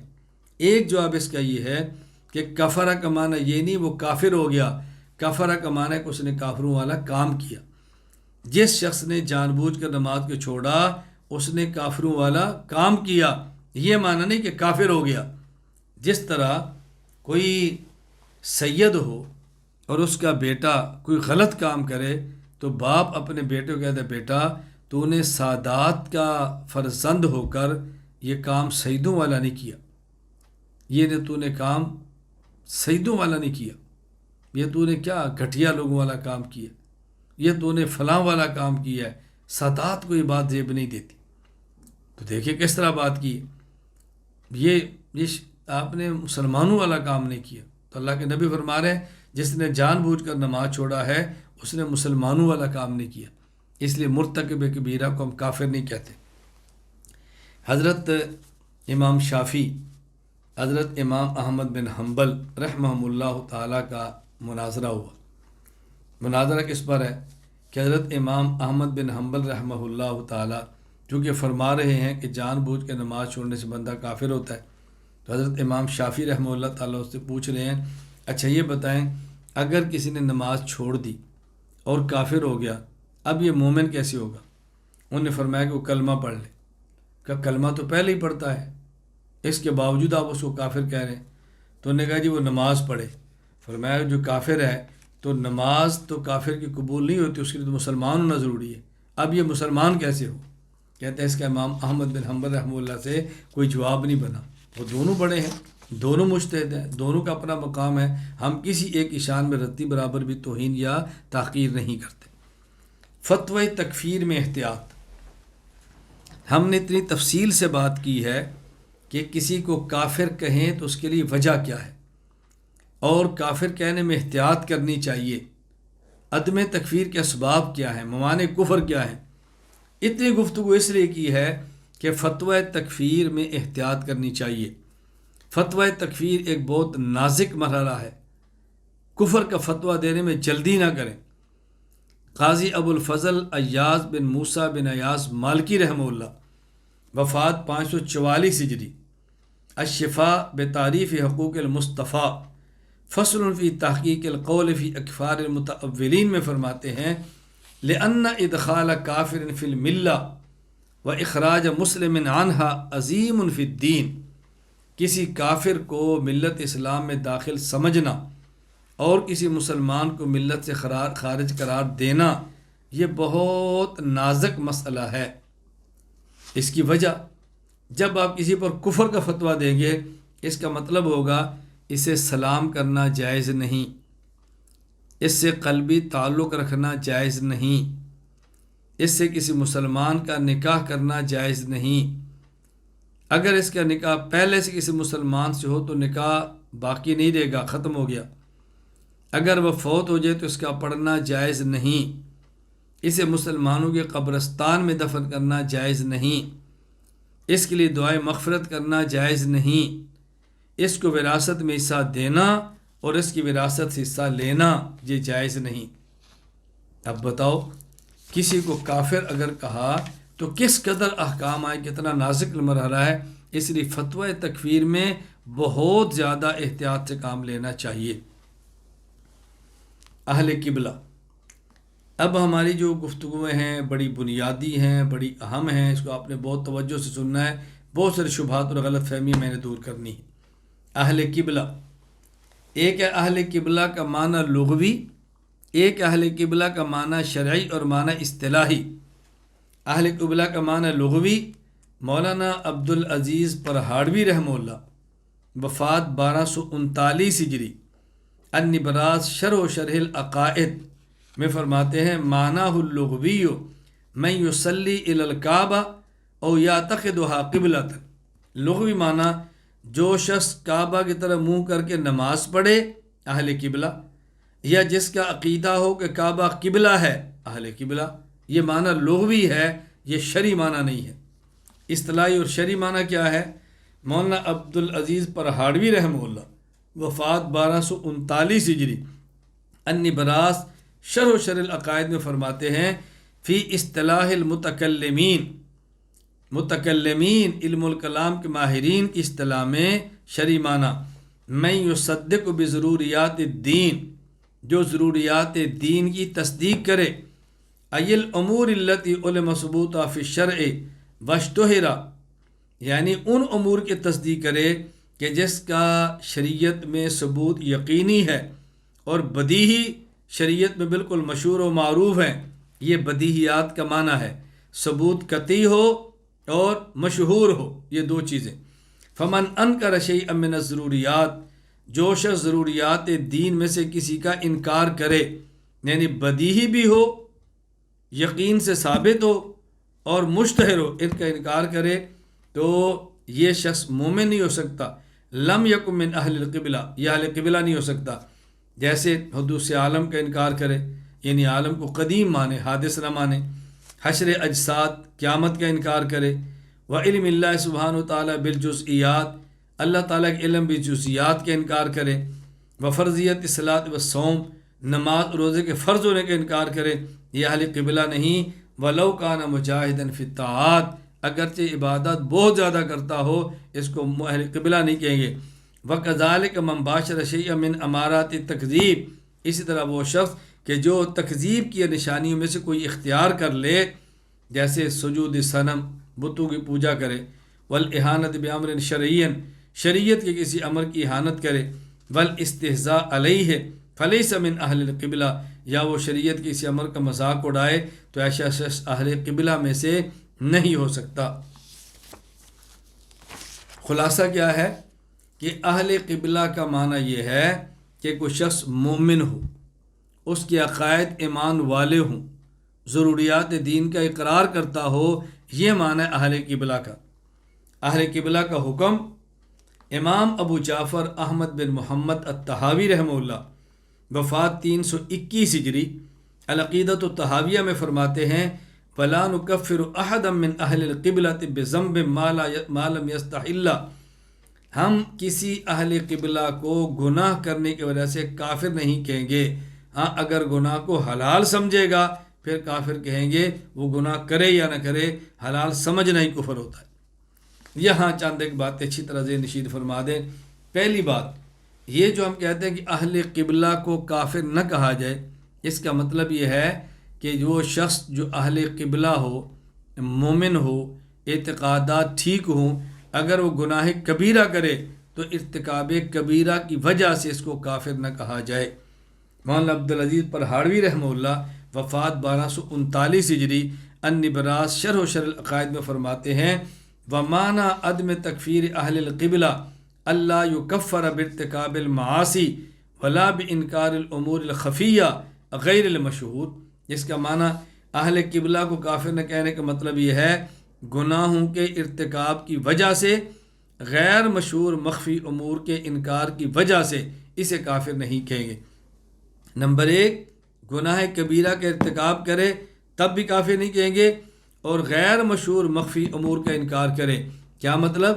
اگر بدیہیات کا انکار کرتا ہے تو کافر کہیں گے، یا امور خفیہ غیر مشہورہ بدیہیات کے مقابلے میں ہے۔ دوسری بات اچھی طرح سمجھ لیں، عوام الناس میں اہل قبلہ کا مطلب یہ ہوتا ہے کہ اہل قبلہ سے مراد وہ لوگ ہیں جو قبلہ کی طرف منہ کر کے نماز پڑھیں۔ یہ معنی بالکل غلط ہے، یہ لغوی معنی تو شرعی مراد نہیں ہے۔ اہل قبلہ ایک شریعت کی اصطلاح ہے جس کا معنی یہ ہے کہ آدمی کے عقیدے ٹھیک ہوں، مومن ہو، ضروریات دین کا اقرار کرتا ہو۔ اچھی طرح سمجھ لیں، عوام الناس اہل قبلہ کا معنی یہ سمجھتے ہیں کہ وہ کعبہ کی طرف منہ کر کے نماز پڑھتا ہو۔ وہ تو قادیانی بھی پڑھتے ہیں، اس سے کیا ہوگا؟ توجہ رکھیں، عوام الناس کیا اہل قبلہ کا معنی یہ ہے وہ کعبہ کو قبلہ منتا ہو، کعبہ کی طرف منہ کر کے نماز پڑھتا ہو۔ اہل قبلہ کا معنی یہ نہیں ہے، اہل قبلہ کا معنی یہ ہے کہ وہ شخص ضروریات دین کا اقرار کرتا ہو۔ ضروریات دین کا معنی ہوتا ہے شریعت کے وہ عقائد اور مسائل جو دلیل قطعی سے ثابت ہوں اور وہ مشہور ہوں، ان کا اقرار کرتا ہو، مومن ہو، یہ ہے اہل قبلہ۔ تو اہل قبلہ ایک شریعت کی اصطلاح ہے، جس طرح خلفائے راشدین شریعت کی اصطلاح ہے۔ جب ہم کہتے ہیں خلفائے راشدین 4 ہیں تو اس کا مطلب کیا ہے؟ اس کا مطلب ابو بکر، عمر، عثمان، علی رضی اللہ عنہم، یہ شریعت کی اصطلاح میں خلفائے راشدین 4 ہیں۔ لغت کے اعتبار سے کوئی اور خلیفہ راشد ہو، لیکن شرعی اصطلاح میں خلفائے راشدین 4 ہیں۔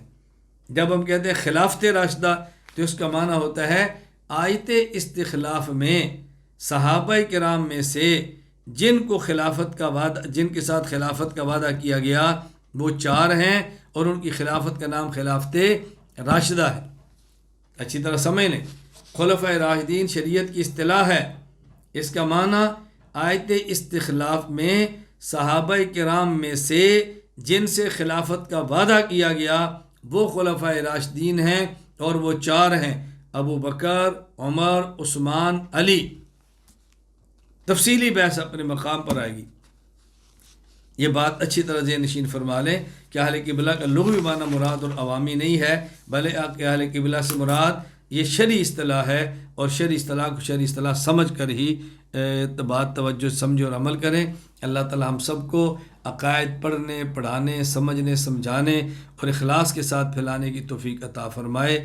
سبحان اللہ بحمدہ، سبحان اللہ العظیم، سبحانک اللہم و بحمدک، اشہد ان لا الہ الا انت، استغفرک و اتوب الیک۔